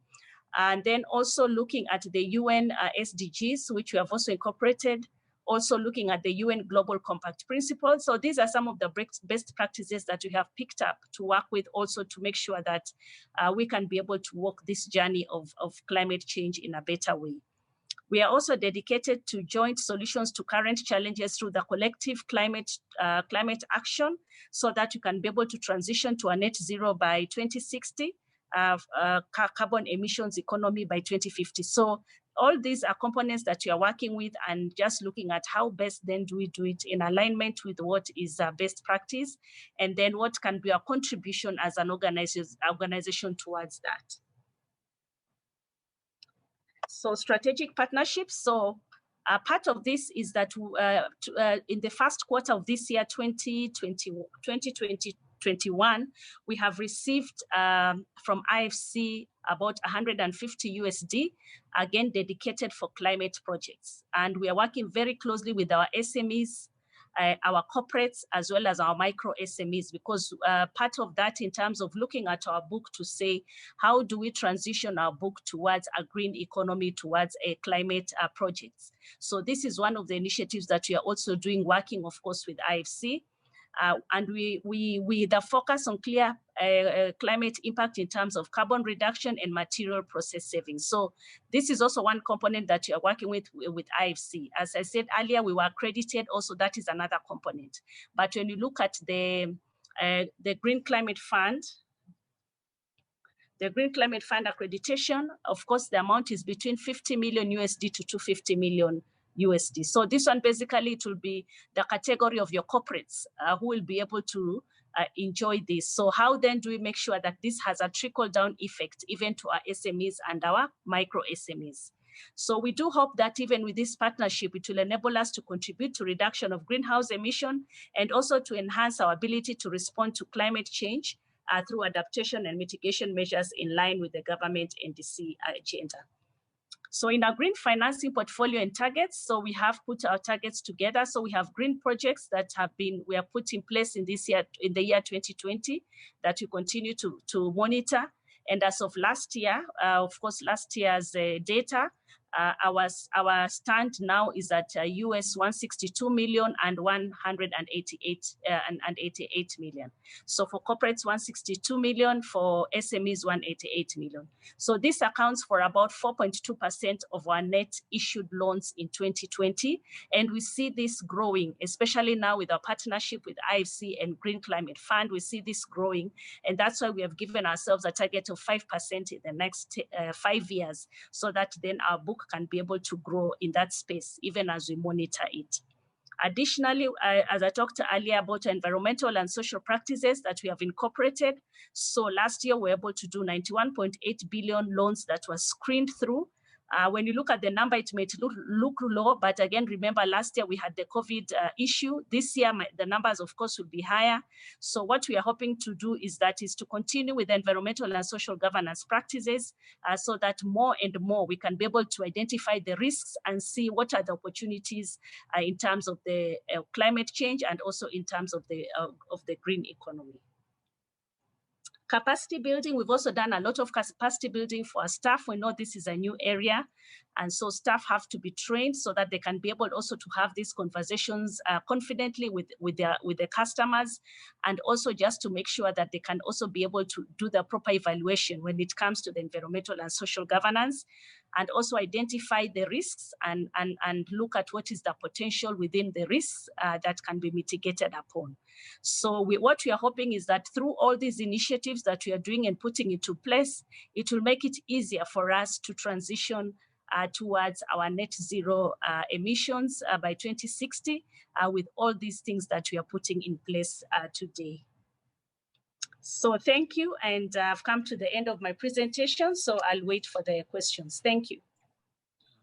Thank you very much, Madam Judith, for that much awaited presentation, and it's quite elaborate, articulate, and we are really benefiting much from what you are doing as a private sector in this field of climate change. Because of time, I will not give a summary. I will not go back to summarizing, but I just want to open the floor for questions. If we have questions, please, I would request that you raise up your hand and ask the question. And we have the two presenters, Emily Masawa and Judith. So as you ask your question, please let's know whom you are targeting your question to, or you are directing your question to.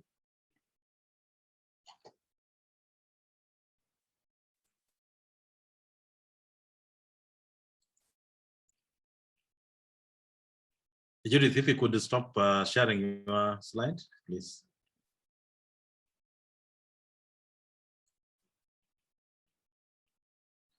Good.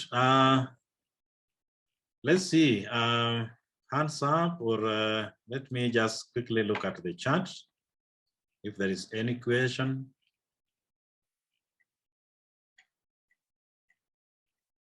So even as you are waiting for questions, probably I may ask for some clarification.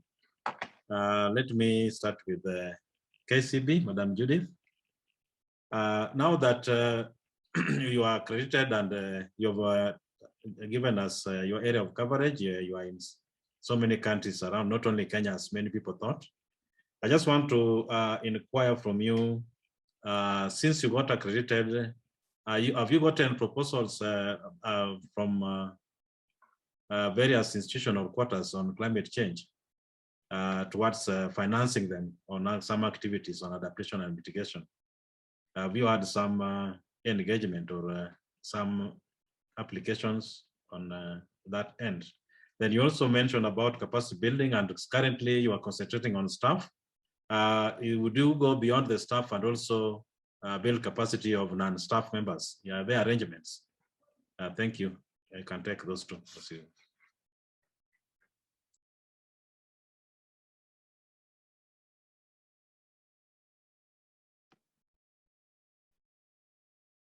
Hello.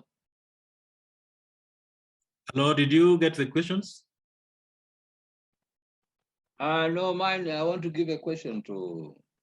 Okay, just hold on.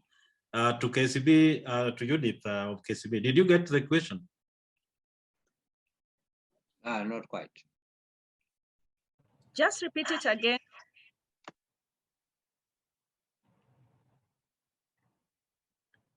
Are you able to hear me? Just repeat it again.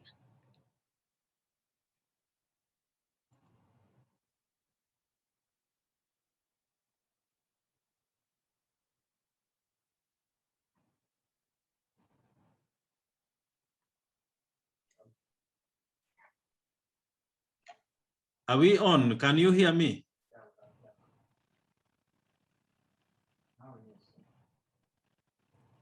Yes, we can, Philip. Hear you.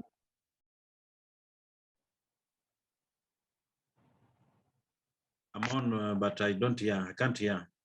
Are you able to hear me? Anyone in the room? Okay, Judith, Yes, I'm not Judith. sure Yes, if we you can got hear my you. question. Yes. Okay, And so please, can you stop sharing your screen? Stop sharing your screen, please. I'm not sharing. this is I've somebody. actually stopped. That is somebody else. There's somebody sharing. I don't know how he. Indeed. Okay. Let me see. Can I I'm repeat the question for the sake of Judith? Yes, yes, please.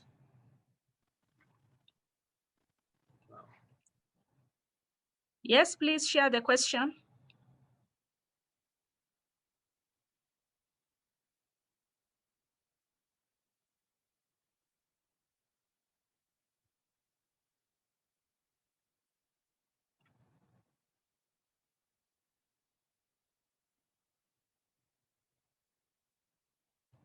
Huh?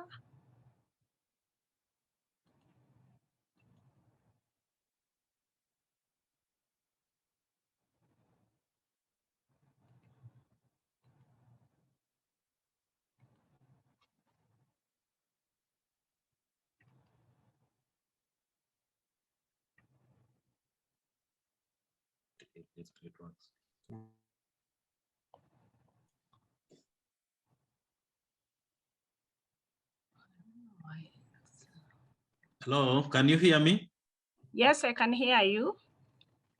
Yeah, apparently I can't hear people talk. Sabiti, can you try to talk? Hello?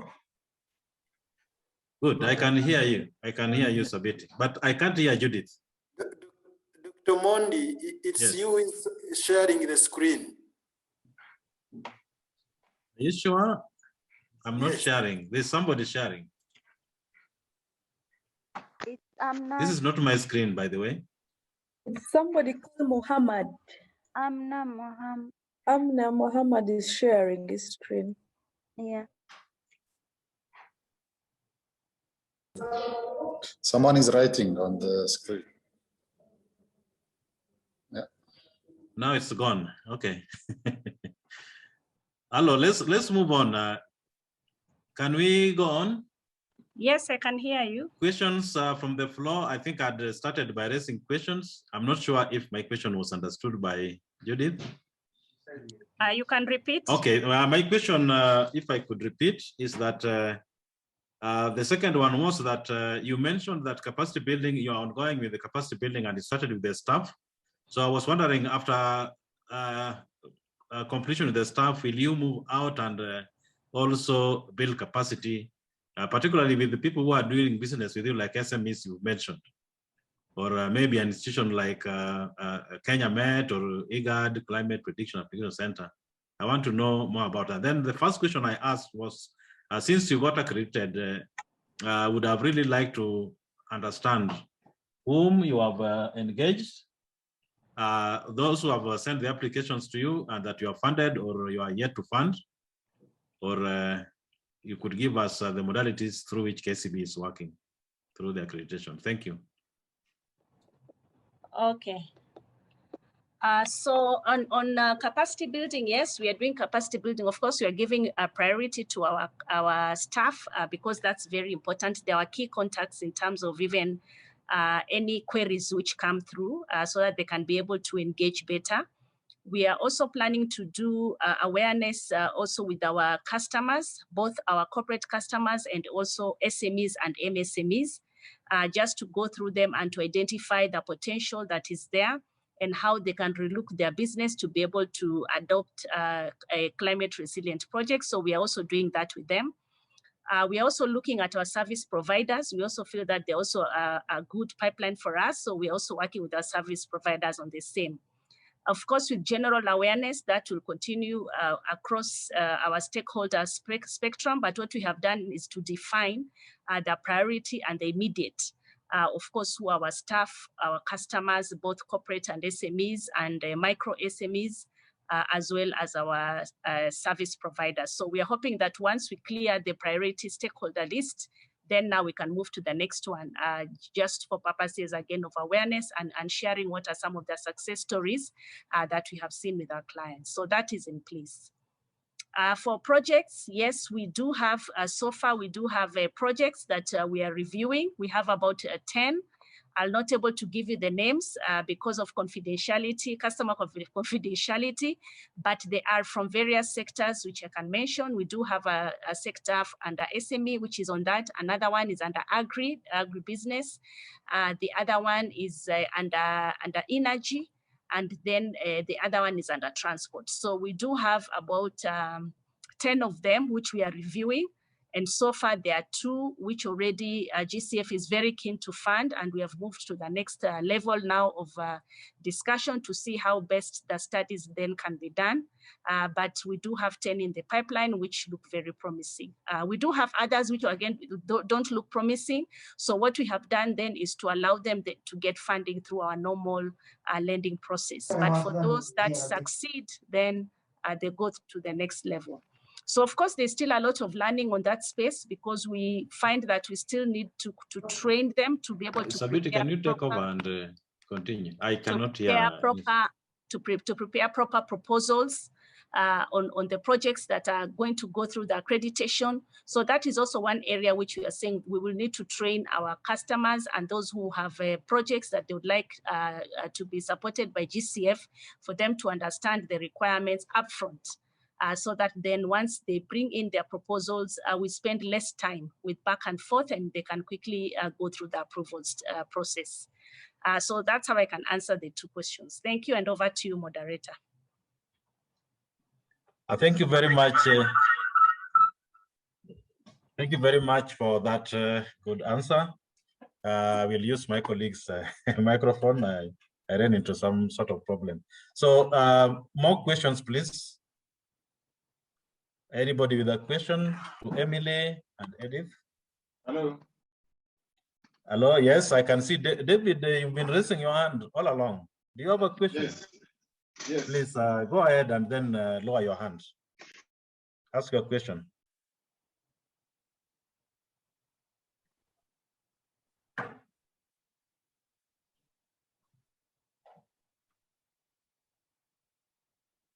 Can you speak, please? Okay, we can't hear you. We can't hear you, unfortunately.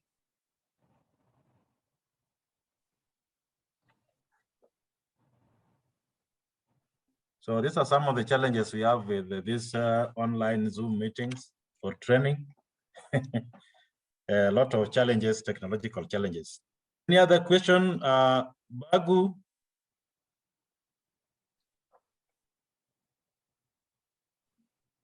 Yes. Bagu, do you? Yeah. Okay, go ahead quickly. Go ahead. Yeah, thank you for KCB role and the climate action that I put in. But I want to see that what is the interlink between this private sector role of KCB and the government, because something must be interlinked in their activities.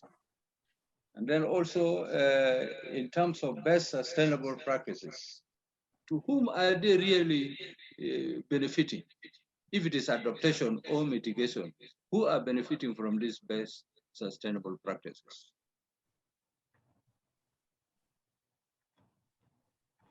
Hello? Hello?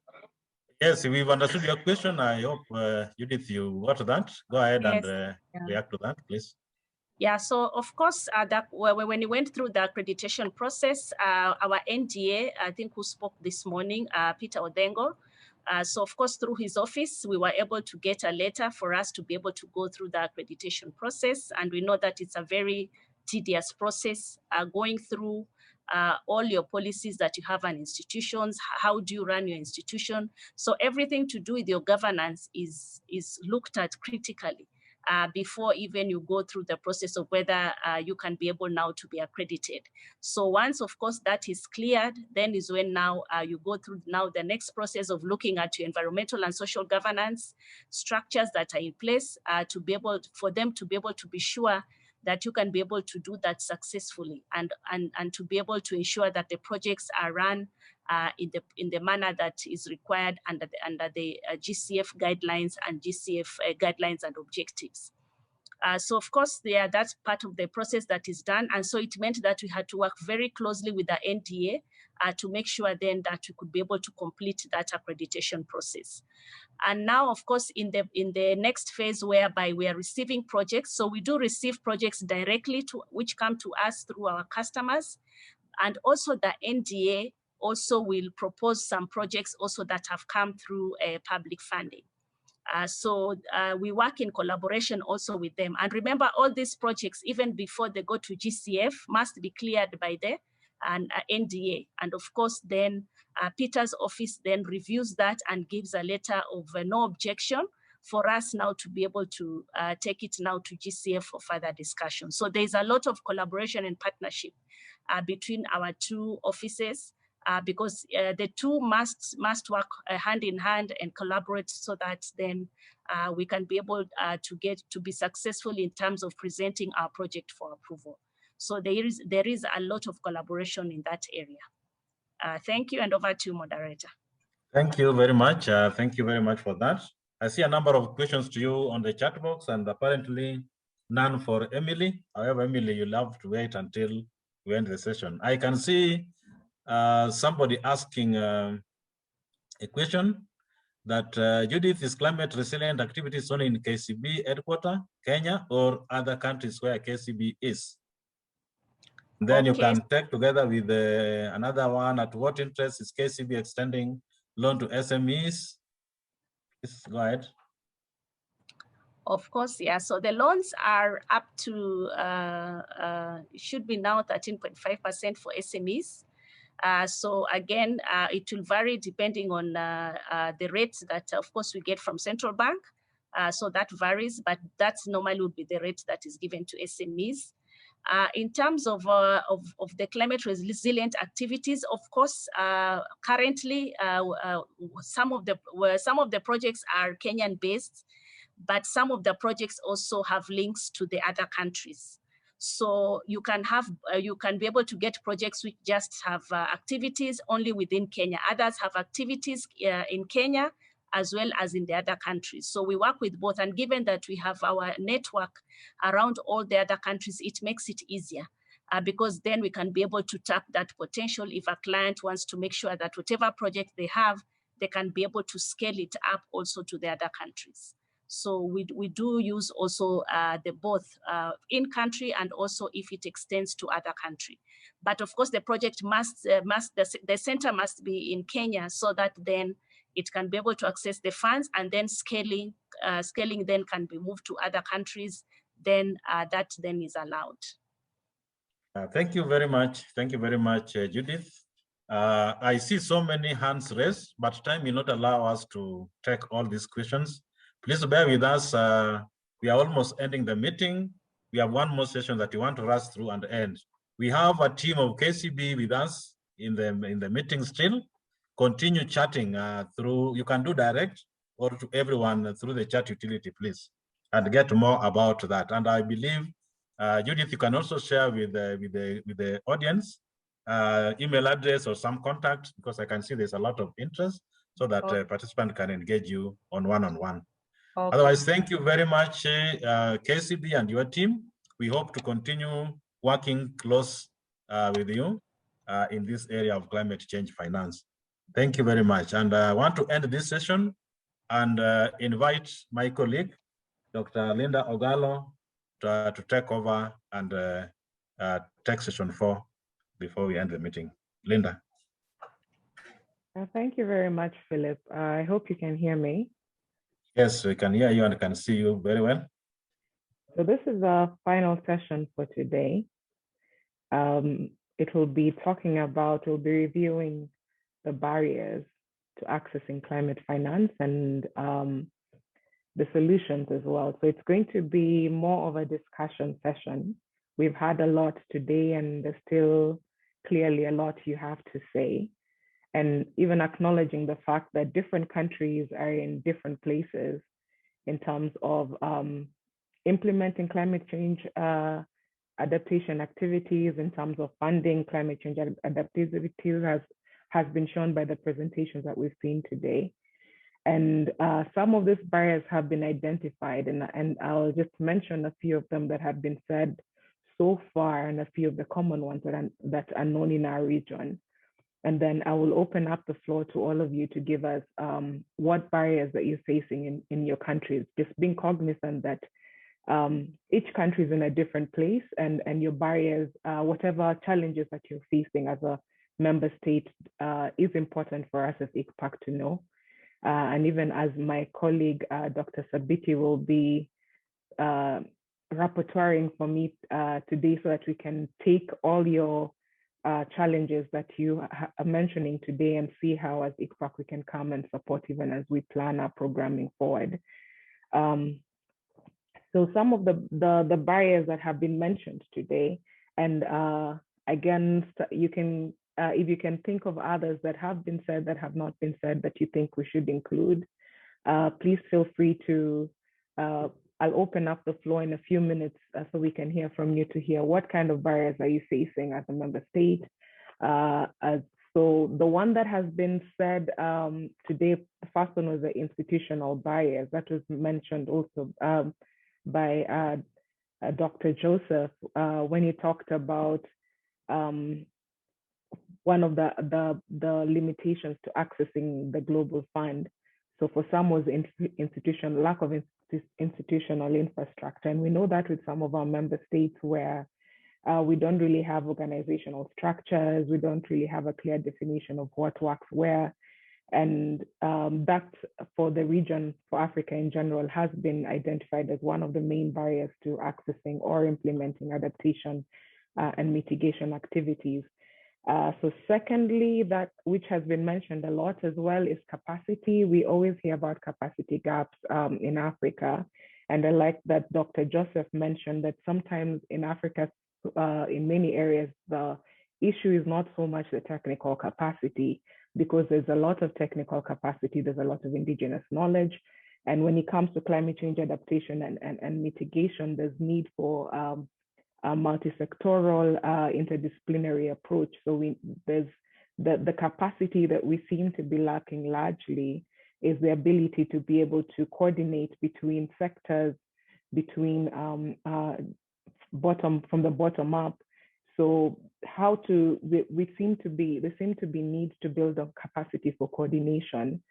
And then another that has been mentioned as well that we hear a lot when it comes to the region and when it comes to Africa at large is data gaps. So the lack of data, and I think that was also mentioned, I think by Emily Masawa, that there isn't really a good understanding of what kind of funding is going into adaptation and mitigation in Africa right now, because this is largely because we don't really have mechanisms for collecting data, not just a technical capacity from the Met level and also for the climate level. How do we collect, monitor, and be able to report on what's going on in our member states? So data gaps is one that always comes up. And lastly, one of the last common one that I'm going to mention today before I open up the floor to hear more from you is the limitation in the legal framework. So that's been talked about again today. So I think Dr. Joseph said even with some of the member states or some of the institutions that have been accredited are still not able to give a single project until now. And one of the things that has been said about our region, our continent at large, is a lack of legal framework. So we do have sometimes very good policies that have been written by sometimes maybe UNDP or UN systems that are written at the national level, but we don't really have the legal framework in place to be able to take those policies across the sectors, to be able to implement them all the way to the ground. So that the legal framework and lack of policy has been identified, particularly for the region and for Africa. So some of the recommendations, these are examples of recommendations that I will be asking to hear from you, even as we identify the solutions, because again, like I mentioned, we are all in different areas. So there's some people who are a bit ahead of others, some problems that some are facing, some have already come up with solutions for. And so these are examples of recommendations, for example, for the first problem, which you mentioned, institutional infrastructure, is, for example, we need to begin to strengthen institutional infrastructure, both the hard infrastructure and the soft infrastructure. And then we need, again, capacity building. So we need to identify what areas exactly in your institution do you lack capacity? Is it in the coordination? Is it in the technical capacity? And then look for how can we invest in capacity building. And then on the issue of data, we need to invest in data collection infrastructure and tools. And then on the issue of legal frameworks, we need to establish legal frameworks and policies. So these are just general issues that have been brought up again, and even the recommendations, we've had them today. Kenya gave very detailed best practices on what they have been doing, especially in terms of establishing institutional structures. And they talked about the policies that they have put in place at the county level, the bills that have been passed, the climate change funds that enable them not only to be able to access the different climate funds that are available, but also to be able to ensure that the funding is being disseminated all the way to the grassroots, and then being able to identify where the gaps are, being able to change. So we've received a lot of information from the member states today on, one, some of the challenges, and two, how we can begin to, how other member states have begun to solve some of these problems. So I'm going to open up the floor right now to get a few more examples from those who are here. So what are some of the challenges you feel as a member state that you're currently experiencing? And what are some of the solutions to the problems that we are facing as a region? So with this, I can open up the floor. I see, David, your mic is already on. Would you like to give us some examples of what you see has been experienced? Yes. Okay, that is Bago. Go ahead, Bago. Yeah, thank you very much. For a country like South Sudan, we are still behind. But what I've realized is that it's very important to have a climate action assessment using the monitoring and reporting verification tools and with clear indicators. That will help us to reduce the issue of data gaps and reliable gaps data to be created. Another thing is also, we need a system where the work is friendly and cost effective. And therefore, I don't know if we can adopt, we can come with a good approach in the climate change process, so that we can have that clear transparency and governance. So I don't know how you can explain better, in particular, the issue of capacity gaps in data. And then I think there's need for us to have a training need assessment on climate change, because you cannot just start talking of climate capacity when you have not done any training need assessment. I'm talking from a background where I have some little ignorance about what you're saying today, with the good experience of Kenya. So I need to be updated. Well, thank you very much, Bagro. So again, I open up to, I see there's a raised hand, to anyone who again would like to give any input to Bago. I will let some of the member states, if anyone from Kenya can, or Ethiopia can talk about what they have done in terms of their data gaps, and give best practices from the member states and how they, especially Kenya, since you have received a lot of accreditation, if you can talk about what you did in terms of transparency and governance to enable you to be able to access some of these funds. And so while I wait for someone from Kenya, I think yeah, Pacifica is around.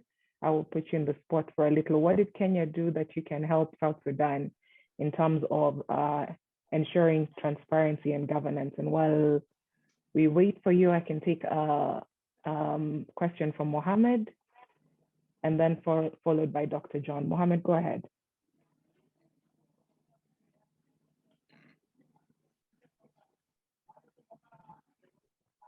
Mohammed, please unmute yourself, and then John, please be ready to follow next. So if Dr. John, you're ready, go ahead and unmute yourself. Okay, go ahead, Mohammed, I can hear you. Vous m'entendez bien? Vous m'entendez bien? Yes, yes, Bonjour tout I le can monde. hear you. Beaucoup de m'avoir donné la parole. Moi, je suis de Gona Abdallah de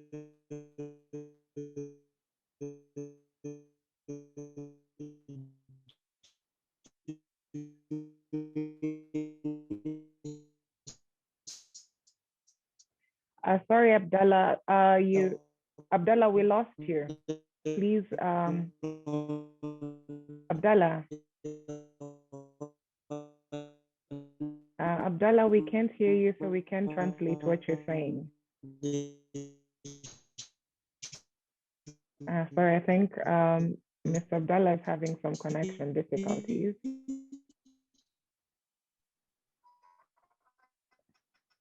Mr. Abdallah, we can't hear you. Maybe you could try changing your internet. Can we hear from John while we wait for Abdallah? Dr. John? Yes, Dr. John, you can go ahead and ask your question. Your hand is raised. Go ahead. Just unmute your mic. You're still muted. And if we could hear from Pacifica Ogola.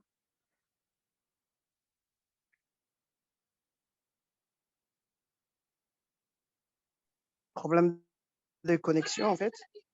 Okay, that's better. En fait, I can hear you a lot better. comme le projet d'atténuation nécessite des cofinancements, nécessite implication de secteur privé, nous, actuellement, on est en train de réfléchir, d'intégrer les projets financés par les fonds verts climat en mode partenariat public-privé. Je vous remercie.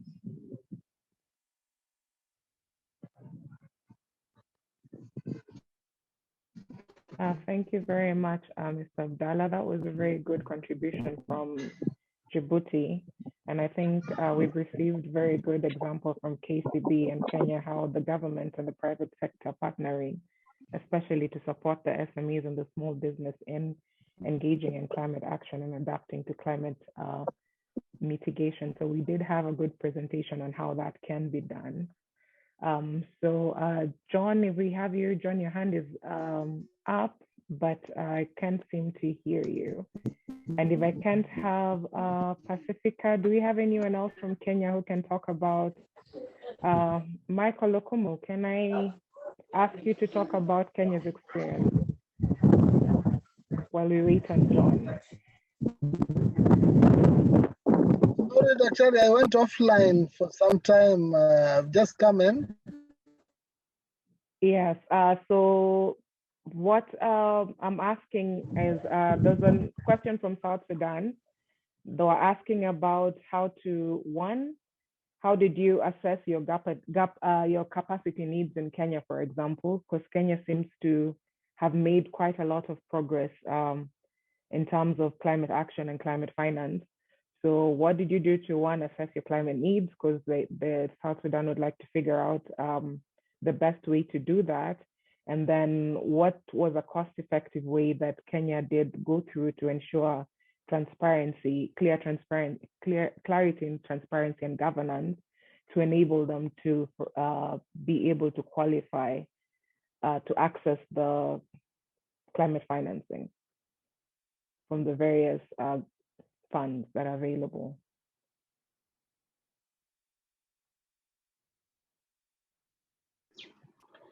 Wow, that's quite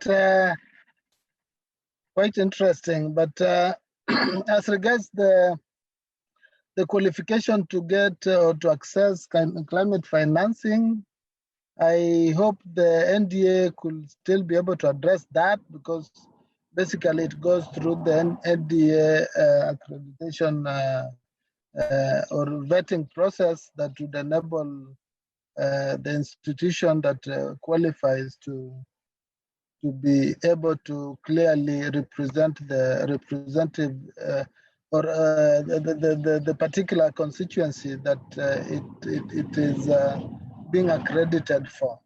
For instance, KCB has been accredited specifically to serve the interests of private sector, and as such, there are certain criteria that the NDA used to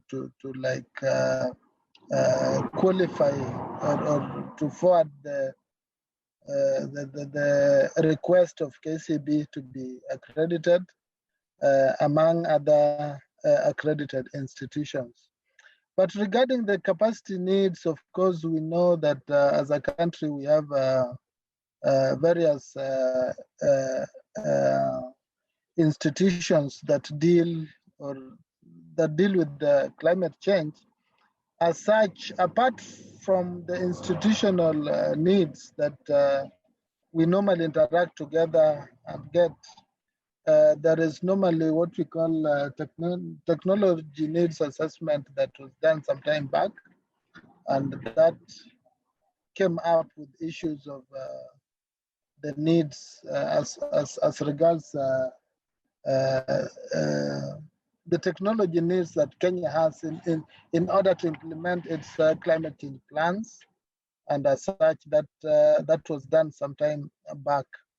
We don't have yet a clear capacity needs assessment that has been done as a country, but institutions, various institutions know their needs, and this is what we just aggregate together to know what we need to respond to. For instance, in the agriculture sector, what are the needs, and how could we address those needs? In the energy sector, what are the needs? What are the opportunities?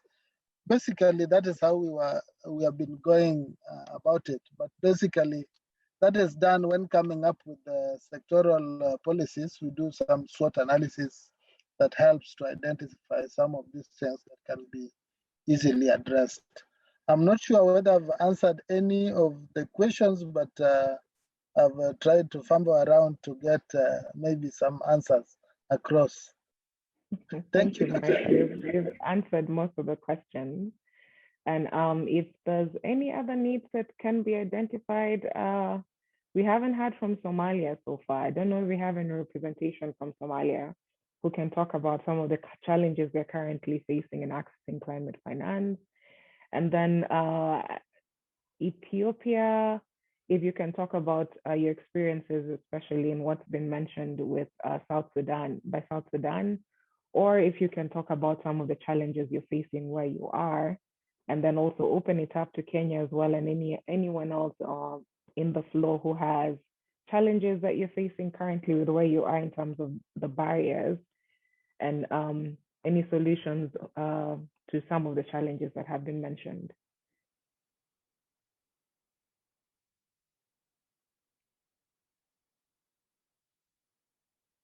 So please raise your hand, use the chat. Or go ahead, David. Just unmute your microphone.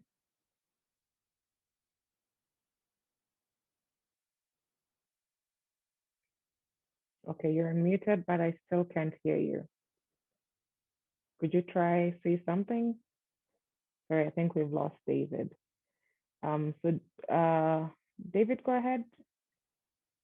I think you're having issues with your sound.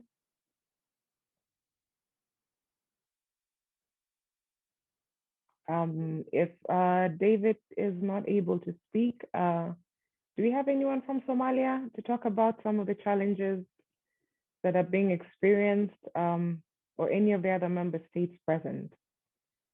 who can let us know what challenges they're experiencing, and or if you have Michael, go ahead.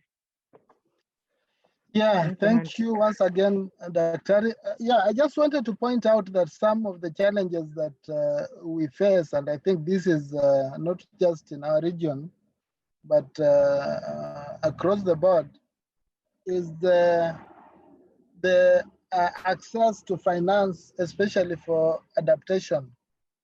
The reason here has been that most adaptation kind of initiatives are not easily bankable, and you know there is a insistence on the GCF to have bankable projects, and it is sometimes very challenging to package adaptation issues or programs or projects to make them bankable as such, and this has been really difficult in coming up with adaptation projects.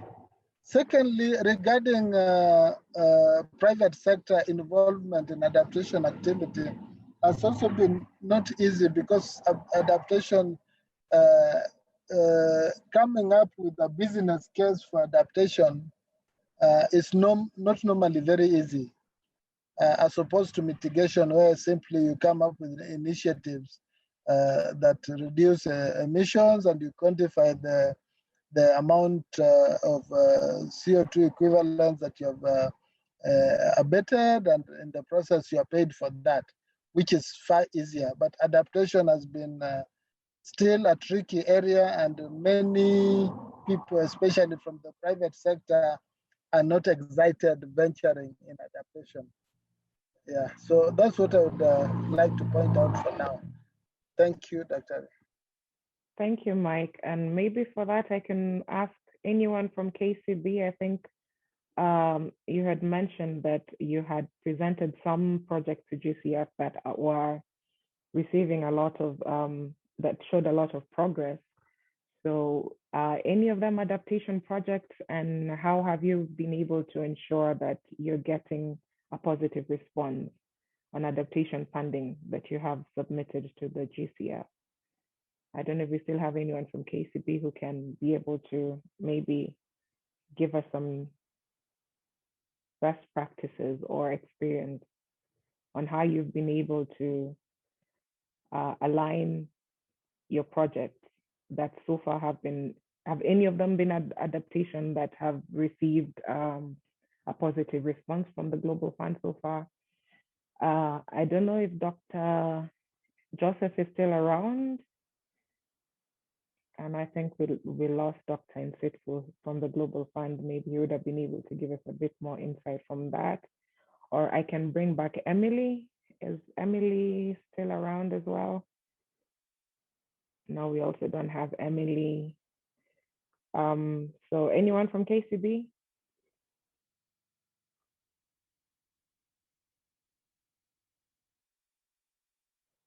Do we still have the team for KCB, or did we lose them as well? Yeah, Elijah is. Hey, sorry, Linda, I'm in. Maybe just repeat the question. Sorry.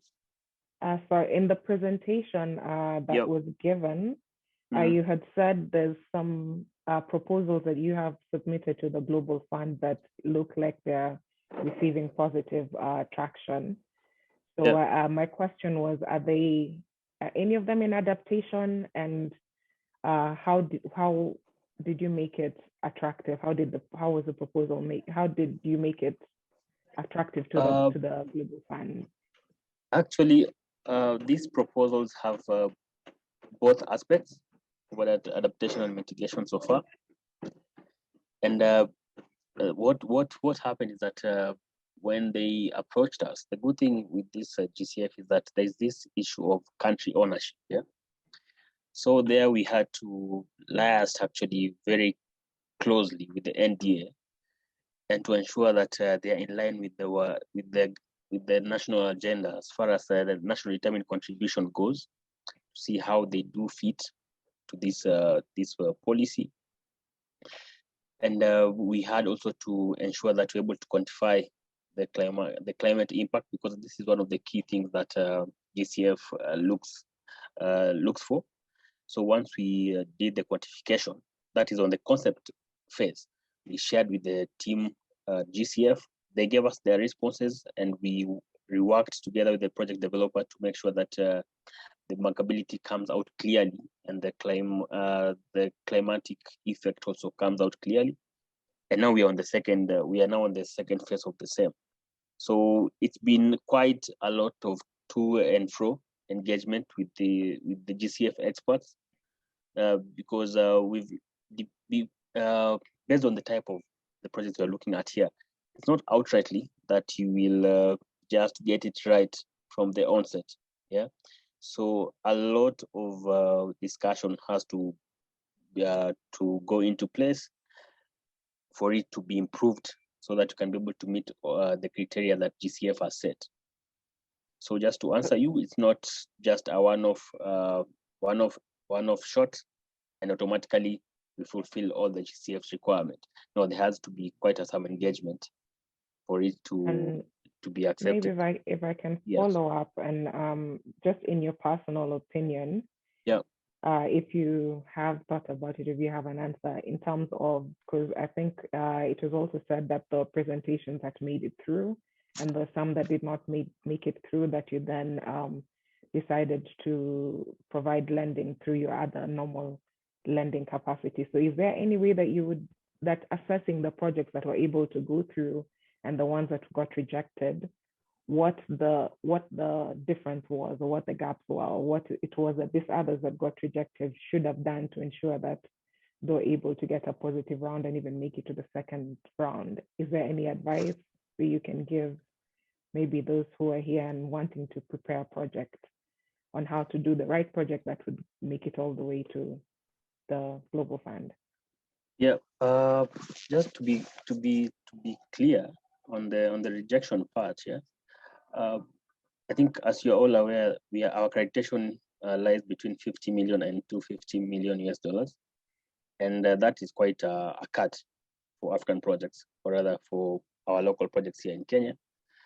And for that, when you're talking about rejection, most of them fell off for actually two main things: the size of the projects, because for GCF we are allowed to cater for 50 million and above US dollars, and secondly, there's the aspect of type of financing that you are also expecting. So if you are more inclined towards less debt and more of grants, therefore then people who approach us for the grant request, then they will not access grant because we don't have grant with us, right? We have the debt part of it. In terms of type, specifically climate impacts, I have to say that regardless whether it's GCF or not, for us we are conscious as far as the environmental and social impact a project has. So it's not to say that there's a project that failed to showcase its environmental, or rather the climatic impact it has, then we took it up and financed. Not really. So in terms of the impact, no project was declined because of not being able to showcase the impact. It's more on the size of the project and the type of financing that they expected to get under GCF, under KCB's GCF accreditation. Yeah. Okay, thank you, Elijah. So we have any other comments, any other questions from the member states before we close this session? Comments, questions from the member states ahead of us closing this session? I think that there's a link. Yes. Yes, go ahead. Yeah, I just wanted to follow something with regard to what Elijah said. Mm-hmm. Really, in this climate financing, normally you could have very good goals. You can even have very good funding sources. But sometimes they determine the the project size. So I don't know what interest is there. Is it because it's the source of the financing, is it bilateral or multilateral, that they determine the project size for you? Meaning you have very good goals that could help them to fund really that project. So your question is how do they determine the size? Project size. Elijah, could you answer that? Can we get you back to talk about how? I will try, but I'm not sure whether I got it clearly. As far as the size goes, you know, when you are seeking GCF's accreditation, you seek it based on specific type of projects that you do want to finance. And for our case, you realize that in the country we have already the micro entities who've been accredited for tackling that. And then micro are more focused also on the grant aspects, such as the National Environmental Management Authority. NEMA has that level of accreditation. So we didn't have the small ticket. And you know, for a small ticket for GCF now, it's 50 to 250. It's not the typical small that we know. Yeah.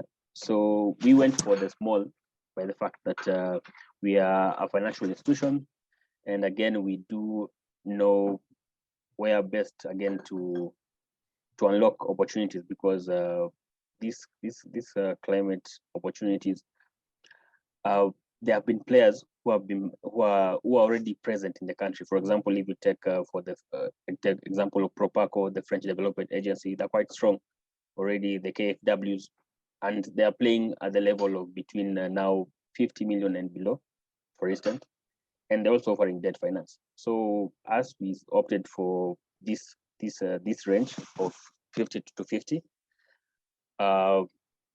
seeking to unlock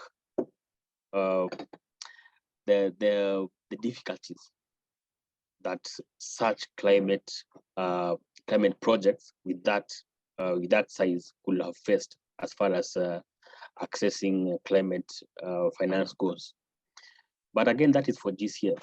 So to answer the speaker who asked the question, the other projects that fall short of that ticket size, it's not to say that they're locked out by KCB. We have other funds. For example, you had IFC fund being talked about. That also targets climate projects, which for the medium and SME level, a country level, not GCF level, but rather projects that are around even up to 100 million, or rather $1 million US. Yeah. So that can tackle that.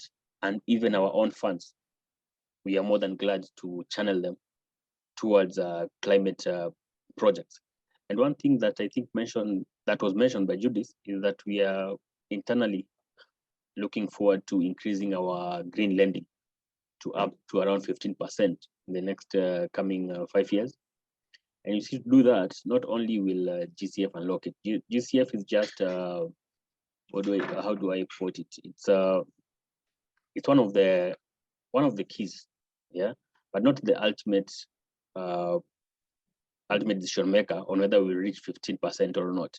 So ultimately, we are putting in our funds, and we are opening up to the idea of green financing. You know, the challenge has been, is their capacity? Do financial institutions understand what climate financing is?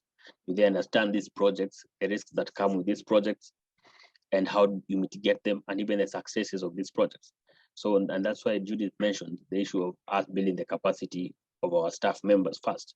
Once they do understand both the business side and the credit side, then we stand a better chance to be a favorable financial institution that is more than willing to finance climate projects.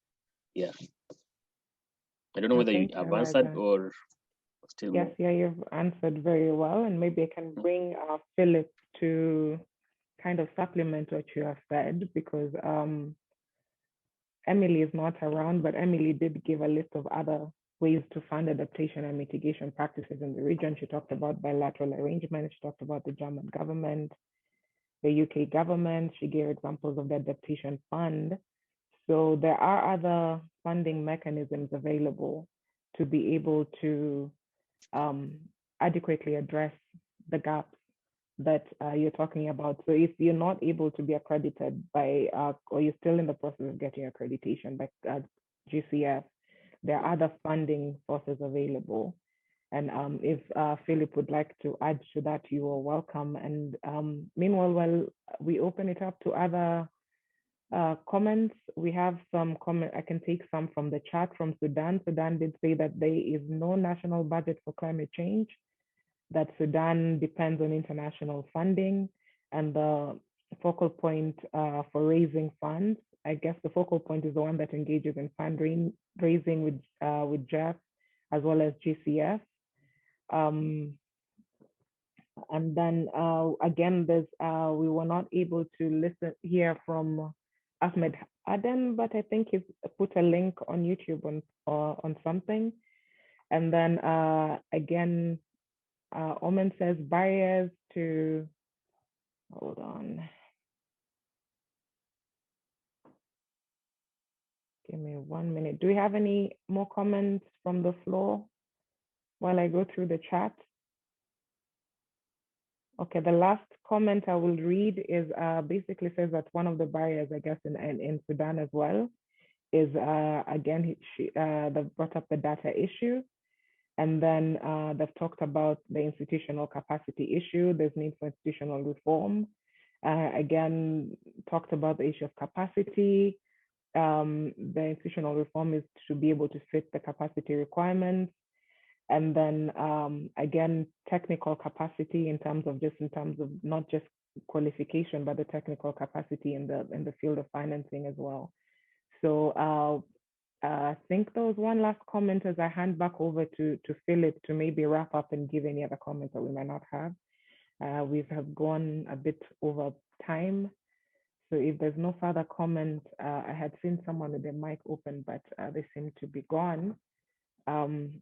We have taken all your comments so far. We've taken all the challenges that you are experiencing. We've taken them also from the presentations that have been given, but also highlighted the challenges that have been seen throughout the region. And we will be sure to see how, as an institution, we can be able to help member states build these gaps. Abdi Nasser, your hand is up. I can give you 1 minute as I hand back over to, once you're done, Philip can come in and give a wrap up. And if you have any additional comments, Philip, you are welcome to add. Abdi Nasser, unmute your mic.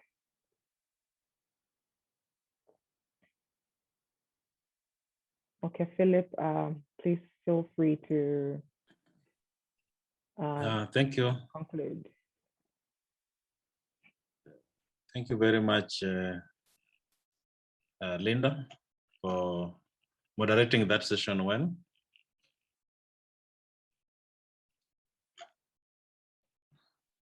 I want to say that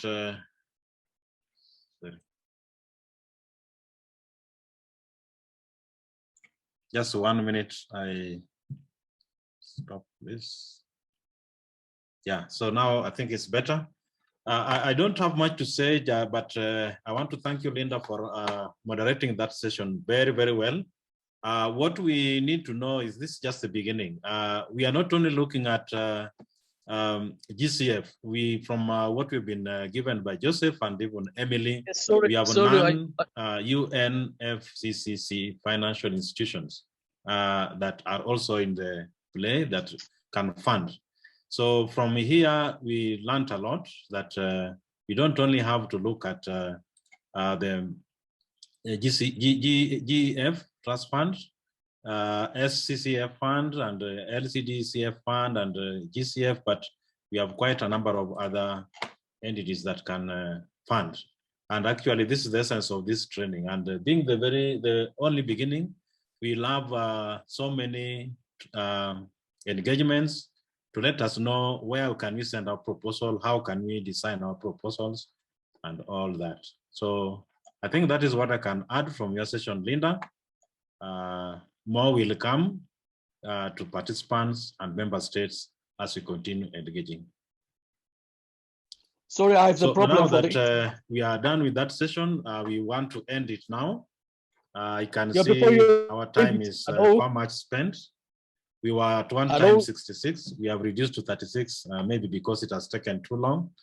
But just to end with the last session, which we had for the next steps, in terms of the way forward, I want to say that this training was just an introduction and overview of what we expect to go through until such a time that we will be convinced that we can do bankable proposals. So we will alert you for a series of the trainings. The idea was initially before COVID was that we were to do regional training, then we come to country and also do country training. But because of limitations in movements, we are now relegated to online. So we'll try the much we can to have all these trainings until such a time that we'll end up with good proposals that can be given out for funding. And next, I want to say that we will work closely with the countries. Today's participation, we noted that Uganda did not participate. Actually, we exempted them from this because of the situation in the country. Totally, they are in total lockdown. They cannot even access their offices. And this training will be given to Uganda when the situation in Uganda gets better.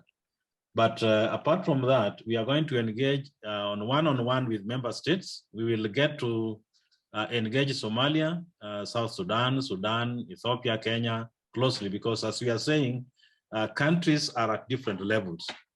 You realize that like the training we have today, when Odhengo was presenting, it was too advanced even to most countries. So we want to labor, or we want to struggle so that other countries can come to some level that Kenya is in terms of these climate issues. So this is just a starting. We will give you a program on how we'll engage first on the regional level, then at country level. I want to say, as I conclude, that the trainings, materials, proceedings will be made available. If you registered for this meeting, then we will send you the link to this meeting.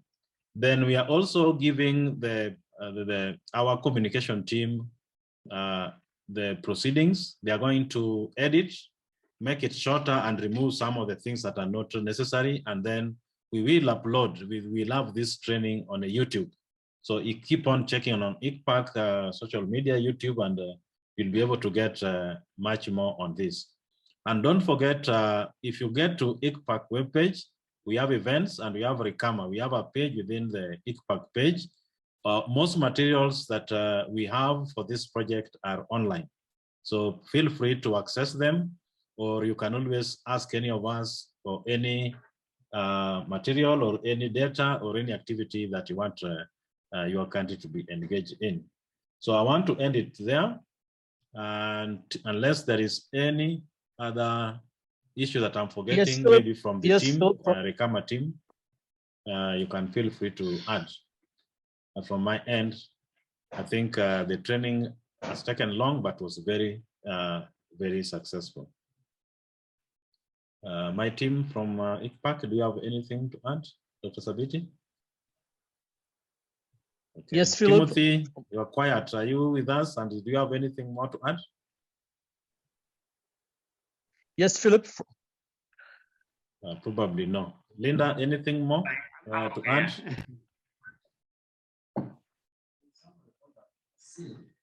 No, nothing to add. Thank you.